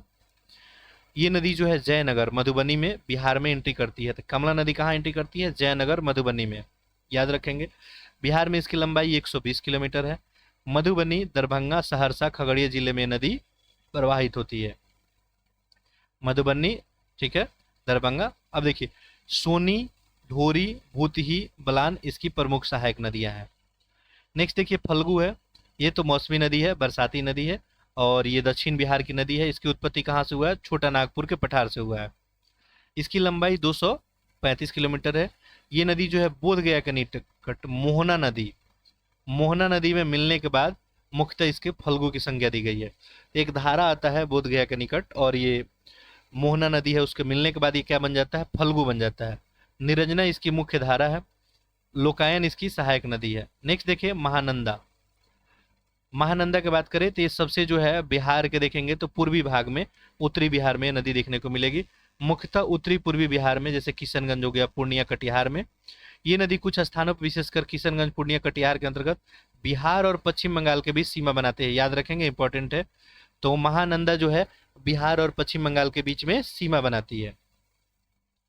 चलिए आगे देखते हैं। अच्छा, महानंदा का अगर उद्गम की बात करेंगे तो हिमालय क्षेत्र के अंतर्गत पश्चिम बंगाल का दार्जिलिंग जिला है, ठीक है। उसी का आपको महाल जो है दिराम पहाड़ी पे स्थित एक है आपको पागलझोरा जलप्रपात, यहीं से होता है। और ये नदी जो है बिहार में पुनः पश्चिम बंगाल में अंततः बांग्लादेश में जाकर गंगा नदी में अपना पानी मिला देती है। यानी बिहार में थोड़ी मोड़ी ये नदी जो है बहती है। मेची और ककई इसकी सहायक नदी है। नेक्स्ट देखें पुनपुन। ये भी आपको साउथ बिहार की नदी हो गई। ये जो है चौराहा पहाड़ी, जो पालमू झारखंड है आपका, पलामू निकलने वाली एक कौन है? मौसमी नदी है, जो बिहार के औरंगाबाद और अरवल से प्रवाहित होते हैं, फतुआ पटना में अपना पानी मिला देती है। पुनपुन याद रखेंगे, अपना ये पानी कहाँ मिलाती है? फतुआ पटना में। बिहार में देखेंगे तो औरंगाबाद और अरवल में प्रवाहित होती है। कहाँ से निकलती है? तो पलामू झारखंड में, ठीक है। सहायक नदी है इसकी दीर्घा है, मोरहर और रामरेखा है। नेक्स्ट है करमनासा। करमनासा नदी की बात करें तो एक जो है गंगा की भी सहायक नदी है। इसकी लंबाई कितनी है? 192 किलोमीटर। उद्गम है कैमूर की पहाड़ी। याद रखेंगे, उद्गम कौन सा है? कैमूर। ये नदी बिहार और उत्तर प्रदेश के बीच सीमा भी बनाती है। साथ ही आरा, बक्सर में प्रवाहित होते हुए चौसा के निकट अपना पानी जाके गंगा में मिला देती है। नेक्स्ट है आपका क्यूल नदी। इस नदी का उद्गम क्या है? झारखंड के गिरिडीह जिले में है। क्यूल नदी का उद्गम कहाँ है? झारखंड के गिरिडीह में है, जो टीसरी की पहाड़ी है यहीं पे। यह नदी बिहार के जमुई और लखीसराय में बहती है, और ये नदी सूर्यगढ़ा के निकट गंगा में जाके मिल जाती है। पूछा जाएगा क्यूल नदी कहाँ मिलती है? तो ये लखीसराय के निकट है, सूर्यगढ़ा यहीं पे गंगा नदी में, ठीक है। याद रखेंगे, उद्गम कहाँ से? गिरिडीह जिले से। तो हम लोग अभी बिहार की नदियों के बारे में देख लिए। जैसे देखिए, ये मोटा मोटा जो है बात बता देते हैं। ये अपना बिहार हो गया, मान लीजिए। ये बीच में हो गया आपका गंगा नदी। तो इधर से देखेंगे तो हम लोग देखिए घाघरा देखे, ठीक है, गंडक देखे, बूढ़ी गंगट देखे, बागमती हो गया आपका, कमला हो गया, कोसी हो गया, ठीक है, आपको महानंदा हो गया। इधर से देखेंगे तो आपका करमनासा हो गया, ठीक है, सोन हो गया, ये आपका क्यूल वगैरह हो गया यहाँ पे, ठीक है, क्यूल नदी हो गया। ये सब इधर की नदियाँ हो गई। अब देख लेते हैं मेन हम लोग झील के बारे में, ठीक है। बिहार में झील की क्या स्थिति है? नदी हम लोग कंप्लीट किए। समानता स्थल से घिरे हुए जलीय भाग को देखिए, झील किसको बोलते हैं? मान लीजिए जो है झील किसको बोलेंगे हम लोग? मान लीजिए यहाँ पे जल एकत्रित है, जल एकत्रित है, और ये किससे? स्थल से घिरा हुआ है, तो इसको हम लोग क्या बोलेंगे? झील बोलेंगे, ठीक है। यानी ये शायद मैं पहले आपको शायद उल्टा कहीं बता दिया था, इसको करेक्ट कर लेंगे आप लोग। झील किसको बोलेंगे? स्थल से घिरे हुए जलीय भाग को, ठीक है। तो बिहार में ऐसा बहुत सारा देखने को मिलेगा। अभी हम लोग जब पिछला चैप्टर पढ़ रहे थे वहाँ देखे थे कि उत्तरी बिहार में खूब सारा झील वगैरह भी देखने को मिलेगा। झील किसको बोलेंगे आपको? स्थल से घिरे हुए जलीय भाग को। कोई जल क्षेत्र है, चारों ओर स्थल से घिरा हुआ है, इसको हम लोग बोलते हैं झील। अब देखिए बिहार में कौन कौन झील है, कहाँ से झील है, तो यही आपको एग्जाम में पूछा जाएगा। जैसे देखिए अनुपम झील।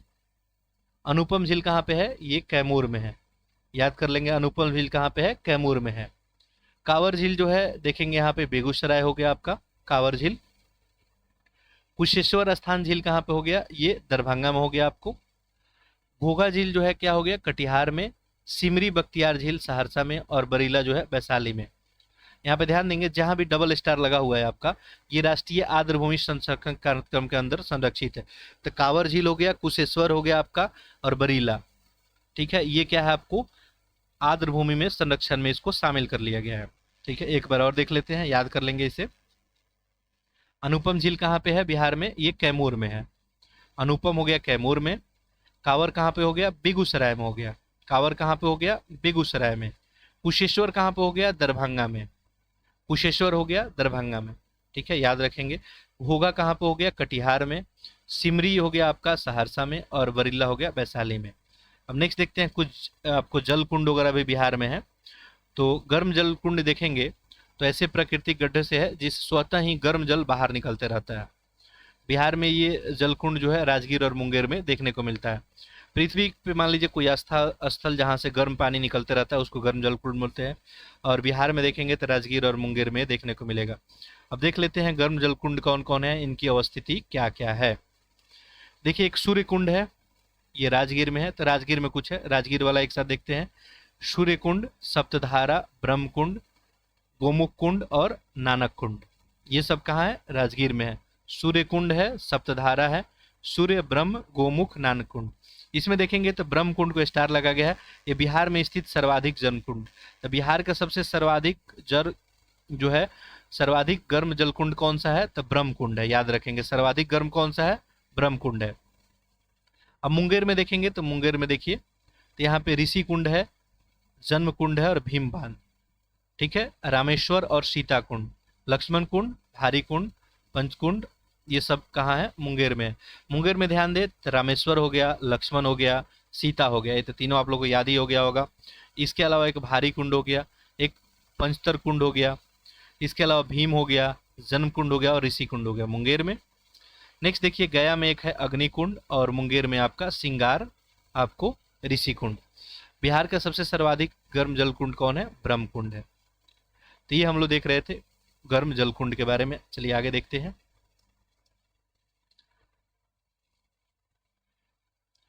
चलिए नेक्स्ट देख लेते हैं हम लोग। अच्छा कुछ जो है करंट वाला जो मैटर होगा वो हम नहीं बताएंगे आपको, करंट अपडेट करके बताएंगे।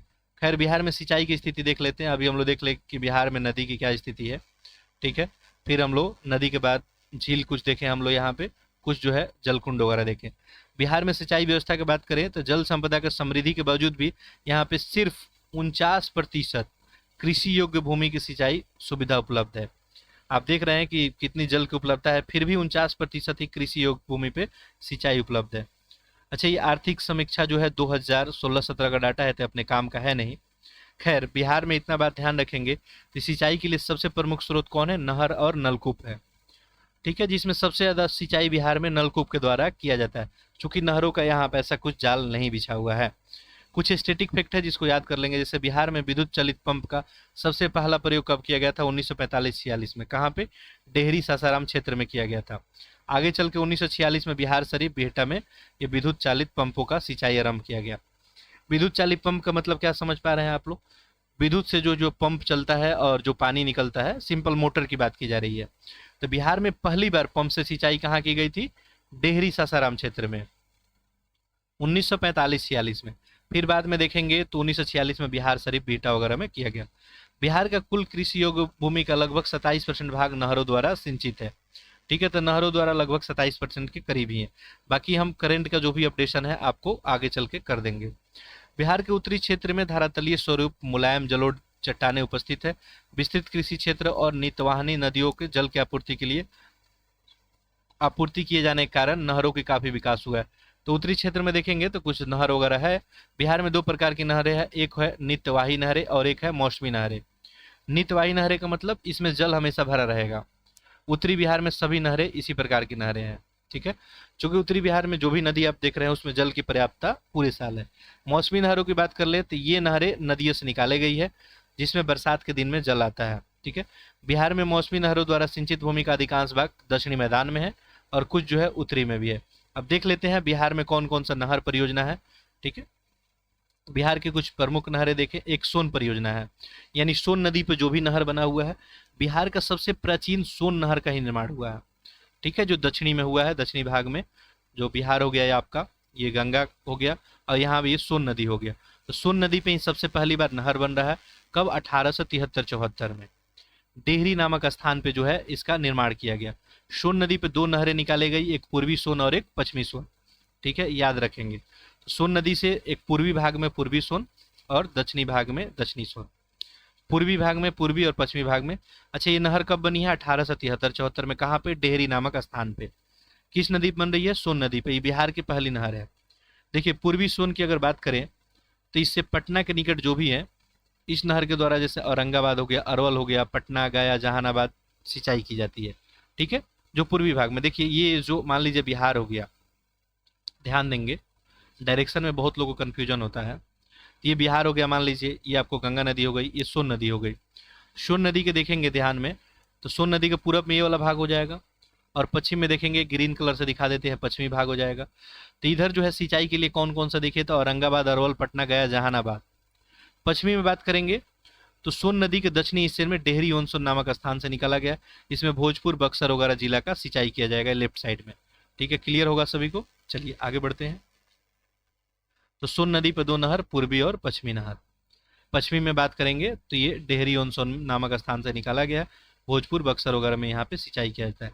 त्रिवेणी नहर की बात कर लेते हैं। तीसरा, त्रिवेणी नहर किससे? गंडक नदी से। गंडक नदी के पश्चिमी चंपारण जिला से त्रिवेणी नामक स्थान से निकाला गया है त्रिवेणी नहर। तो त्रिवेणी नहर किससे है? गंडक नदी पे। इस नहर का निर्माण पश्चिमी चंपारण जिले में सिंचाई की व्यवस्था की गई है। नेक्स्ट देखिए, ढाका और त्यूरे नहर। ये नहरें चंपारण जिला में स्थित है। गंडक नदी की सहायक नदी जो है एक ललवकिया है, और त्यूर नदी है, इसी से निकाला गया है। त्यूर से आपका त्यूर नहर। ठीक है, एक है आपका कमला नहर। ये नदी जो है दरभंगा जिले में कमला नदी से निकलती है। कहाँ से? कमला नदी से। इस नहर से मधुबनी क्षेत्र में सिंचाई वगैरह की जाती है, ध्यान रखेंगे। ये नदी चैप्टर थोड़ा सा बड़ा है, और यहाँ से प्रश्न भी आपको बहुत बनाए जाने का प्रश्न है, इसको ध्यान से आप लोग देखेंगे। अब देखिए, कोशी नदी पे परियोजना है, इंपॉर्टेंट है। भारत सरकार और नेपाल सरकार की आपसी सहमति पे 1954 में कोसी परियोजना की शुरुआत की गई, और ये जो है 1965 में बन के तैयार हुआ। ठीक है, तो 1965 में कोसी तैयार हो गया। कोसी नदी के पूर्वी और पश्चिमी किनारे पर क्रमशः पूर्वी और पश्चिमी कोसी नहर का निर्माण हुआ।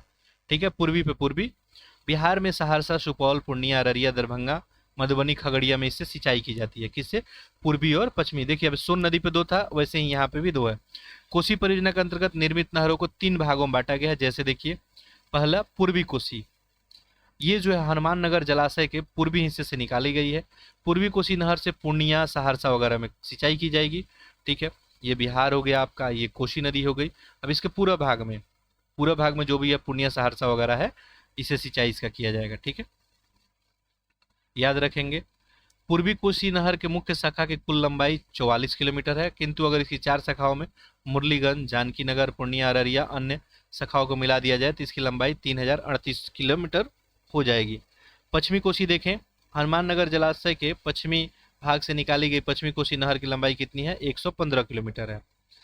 इस नहर से दरभंगा, बेगूसराय, मधुबनी वगैरह में आपको समस्तीपुर, सुपौल में सिंचाई की जाती है। तीसरा है राजपुर नहर। ये हनुमान नगर जलाशय के पूर्वी किनारे से निकाला गया है। इसका विस्तार पूर्वी कोसी नहर और पूर्वी बाढ़ जो है तटबंध से विस्तृत है।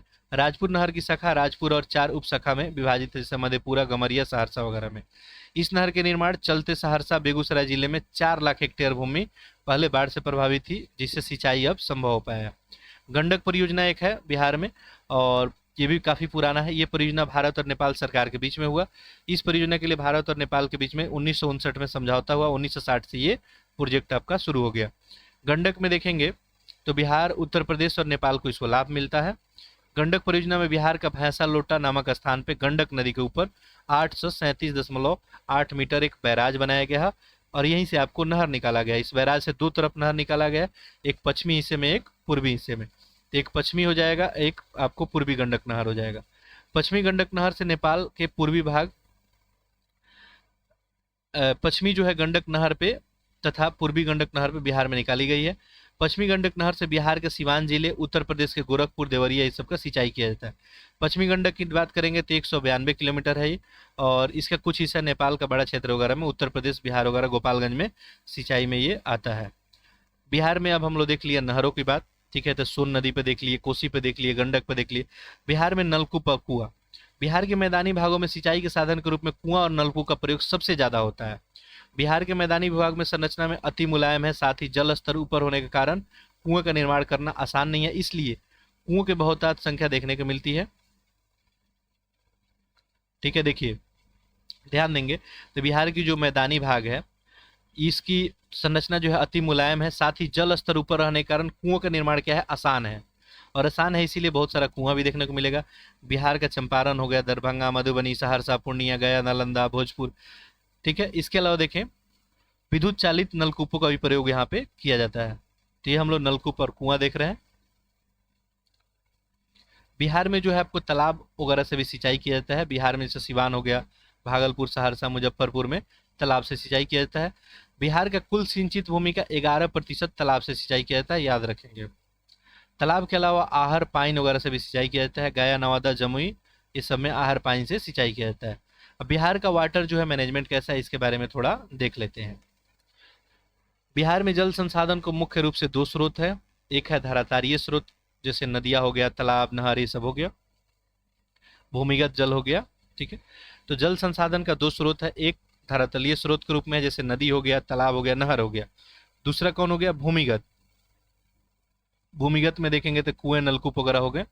जल संसाधन के मामले में समृद्ध होने के बावजूद भी राज्य इसका युक्त प्रबंधन में असफल रहा है, और इसका एक प्रमुख कारण है गरीबी और अशिक्षा की स्थिति के कारण जल संरक्षण और उसके सुव्यवस्थित उपयोग की तकनीक और वैज्ञानिक जानकारी का अभाव है। इसके कारण यहाँ पे जल संरक्षण नहीं किया जा सका। आरंभिक समय में ऐसी मान्यता थी कि भूमिगत जल कभी समाप्त न होने वाली प्राकृतिक स्रोत है, किंतु औद्योगिकरण, शहरीकरण और जनसंख्या वृद्धि में उच्च उत्पादन क्षमता वाली फसलों की खेती के कारण भूमिगत जल पे दबाव बढ़ा है। देखिए, इनिशियल में माना जाता था कि भूमिगत जल कभी समाप्त ही नहीं होगा, लेकिन ऐसी बात सही नहीं है। भूमिगत जल का स्रोत जो है, इसका लेयर डाउन होते जा रहा है दिन प्रतिदिन। इसके कारण गर्मी के दिनों में पेयजल की गंभीर समस्या उत्पन्न हो जाती है। साथ ही देखेंगे औद्योगिक कार्यों पर भी इसका नकारात्मक प्रभाव पड़ा है। किसका? भूमिगत जल का अधिक दोहन करने से। बरसात के मौसम में देखेंगे तो उत्तर बिहार में आने वाली बाढ़ और नदियों का मार्ग परिवर्तन के कारण हजारों एकड़ भूमि जो है दलदल और चौर में तब्दील हो जाते हैं। साथ देखिए तो नहर, तालाब, कुआं, अनियमित सफाई और नलकूपों का निर्माण की प्रक्रिया खर्चीला होने के कारण धारातलीय जल के स्रोत जो है उचित प्रबंधन वहां पे नहीं हो पाया। देखिए, नदियां है बट प्रबंधन जो है कम है। धीरे धीरे ये चीजें हो रही हैं। दूसरी तरफ मानसूनी जलवायु प्रदेश अवस्थिति के कारण इस राज्य में मानसूनी की अनिश्चितता के कारण कभी बाढ़ तो कभी सूखे की स्थिति का सामना करना पड़ता है। इन स्थितियों के मद्देनजर जो है बिहार में उचित जल प्रबंधन की आवश्यकता है, जिसके लिए कई स्तर पर कार्य किया जाना चाहिए। ठीक है, तो ये अब जल प्रबंधन हो रहा है, जैसे नदी जोड़ो परियोजना वगैरह भी बिहार में आपको देखने को मिल रहा है। एकीकृत जल प्रबंधन के माध्यम से कम सिंचाई सुविधा वाले क्षेत्र को सिंचित किया जा सकता है। ठीक है, इस प्रक्रिया को अपनाने के अतिरिक्त जल की बर्बादी को रोका जा सकता है। जल संचय करके भूमिगत जल को भी स्तर को बढ़ाया जा सकता है। बाढ़ प्रभावित क्षेत्रों में बाढ़ के जल को रुख मोड़कर इस नदी को दोनों तरफ असंख्य कुओं का निर्माण किया जा सकता है। ये भी हम लोग काम कर सकते हैं। राज्य में मानसूनी वर्षा की अनिश्चितता का निजात पाने के लिए मौसम में रिसाव हेतु कुंडों का निर्माण किया जाना चाहिए, ताकि वर्षा के पानी का पुनः रिस कर भूमि के अंदर सफलतापूर्वक जाए और भूमि का जल का स्तर क्या हो जाए? बना रहे। जल के अवैज्ञानिक तथा अनियंत्रित उपयोग को प्रतिबंध करने हेतु सुरक्षात्मक उपाय करना और गैर सरकारी संगठनों की मदद लेकर लोगों में जल संरक्षण हेतु चेतना जगाना, जल प्रबंधन हेतु वैज्ञानिक, ये देखिए ये आपसे पूछा जा सकता है, इंटरव्यू वगैरह पर्पज से भी ये सब बातें पूछी जा सकती है। साथ ही हिमालय से निकलने वाले नदियों में जल का बेकार जाने रोकने हेतु नदियों के पास जोड़कर और इसके जल को संरक्षित रखा जा सके। अब देखिए, कोई नदी में कम पानी है, किसी में ज्यादा है। उत्तर बिहार में आने वाली बाढ़ की समस्या से निजात पाने हेतु नेपाल के साथ समग्र वार्ता करके बांध निर्माण की योजना करें हम लोग। धरातल पे लाने की आवश्यकता है ताकि इस जल का उचित प्रबंधन किया जा सके। ये सब बातें हैं, जो समस्याएं हैं वो सब बातें जो बताई जा रही हैं। साथ ही देखेंगे तो अब दक्षिण बिहार में काफी स्थिति खराब है। दक्षिण बिहार में बिहार की नदियों पर बांध का निर्माण समय की मांग है। एक रिपोर्ट के अनुसार अभी बिहार में कम से कम 65 बृहद और मध्यम परियोजना, अनेक लघु परियोजना के निर्माण संभावना मौजूद है, ताकि राज्य में उपलब्ध जल स्रोतों को सुरक्षित रखा जा सके। इसका उपयोग घरेलू, कृषि और औद्योगिक कार्यों में किया जा सकता है। हालांकि बिहार में उचित जल प्रबंधन को सुनिश्चित करने के लिए राज्य की नदियां को एक दूसरे के साथ जोड़ने पे विचार चल रहा है। अभी जोड़ा भी जा रहा है।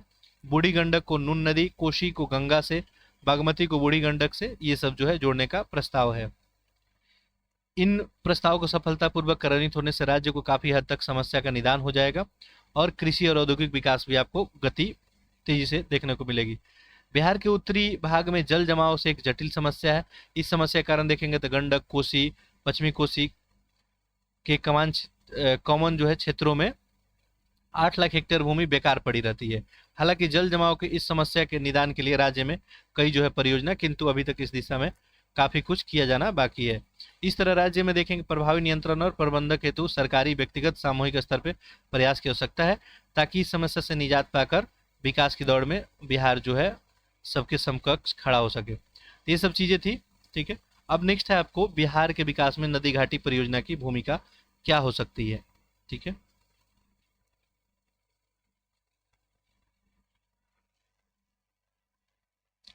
ठीक है, एक पेज यहाँ पे दिख नहीं आ रहा है।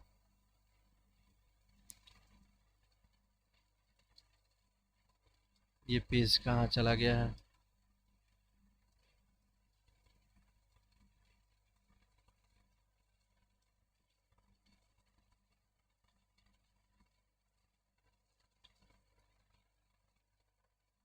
ठीक है, चलिए देखते हैं। ये लास्ट टॉपिक है इसका, बिहार के विकास में नदी घाटी परियोजना की भूमिका। देखिए, बहुउद्देशीय नदी घाटी परियोजना के स्थापित करने का मुख्य उद्देश्य आपको जल विद्युत का उत्पादन हो गया, सिंचाई, बाढ़ नियंत्रण, मछली पालन, पर्यटन आदि का विकास करना होता है। ठीक है, तो बहुउद्देशीय नदी घाटी परियोजना को स्थापित करने का मुख्य उद्देश्य क्या हो सकता है आपका? जल विद्युत का उत्पादन करना, सिंचाई, बाढ़ नियंत्रण, ये सब चीज़ हो सकता है, मछली पालन भी हो सकता है, पर्यटन वगैरह विकसित किया जा सकता है, ये सब हम कर सकते हैं। बिहार में भी नदी घाटी परियोजना में इन सभी को जो है काफ़ी बखूबी अंजाम दिया गया है, यही सब बातें लिखी गई हैं। 3 बहुउद्देशीय परियोजना जो है कार्य कर रही है, इसमें कोसी, गंडक, सोन परियोजना कार्य कर रही है।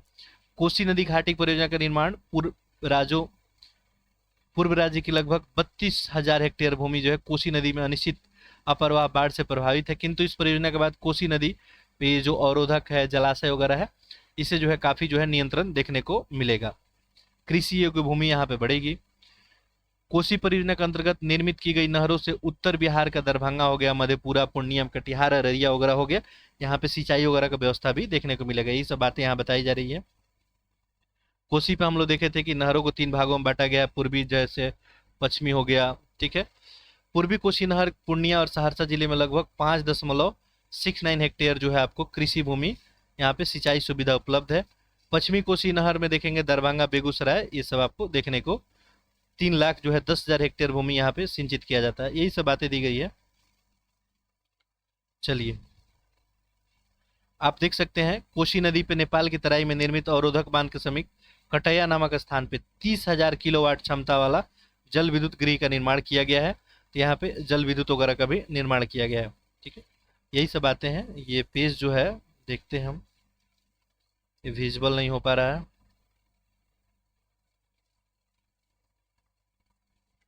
ठीक है, चलिए नेक्स्ट देखते हैं। ठीक है, यहाँ पे कुछ पॉइंटर है, अब कुछ प्रश्न है, कुछ प्रश्नों को हम लोग देखते हैं जो प्रश्न ऑलरेडी आपके एग्जाम में आए हुए हैं, इसको एक एक करके देखने का प्रयास करते हैं।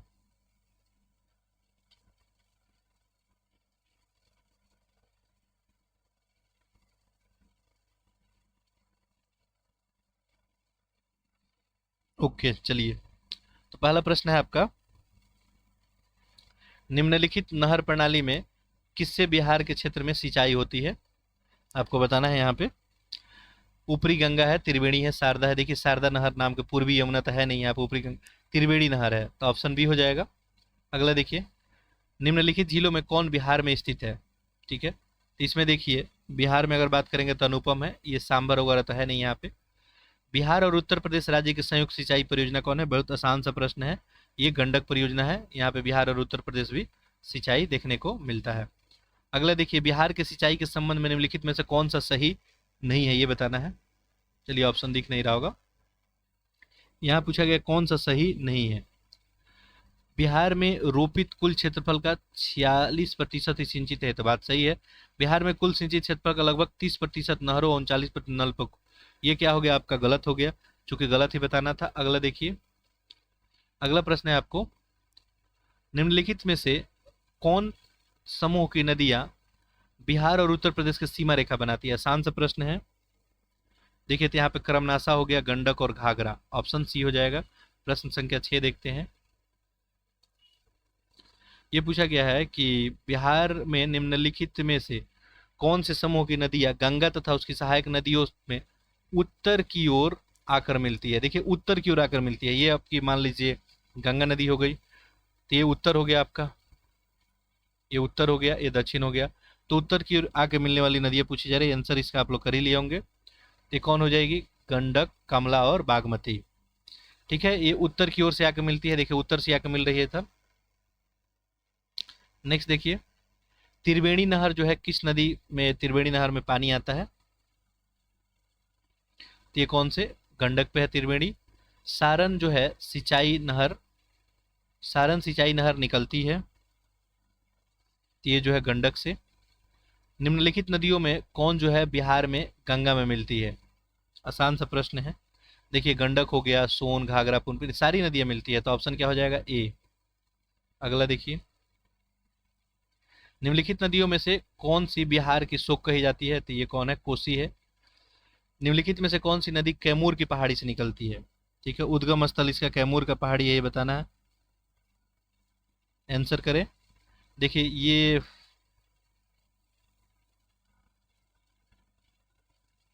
इसका आंसर आपका क्या बन जाएगा?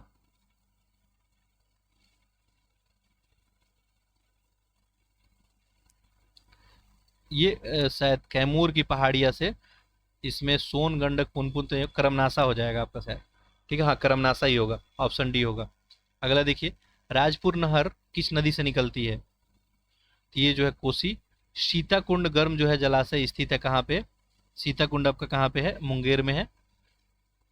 निम्नलिखित में से बिहार की कौन सी झील राष्ट्रीय आर्द्रभूमि संरक्षण कार्यक्रम के अंतर्गत संरक्षित है?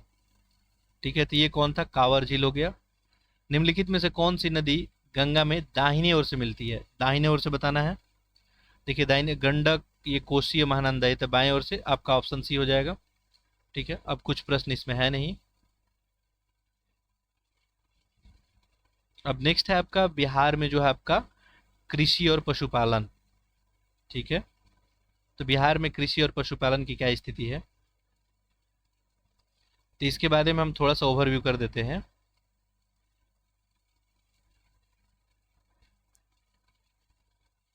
नहीं, इसमें बहुत सारा डाटा है, चलिए तो इसको जो है कृषि और पशुपालन जो है हम नेक्स्ट लेक्चर में देखेंगे।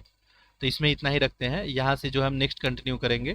ठीक है, चलिए तो नेक्स्ट लेक्चर में मिलते हैं, तब तक के लिए आप सभी का बहुत बहुत धन्यवाद।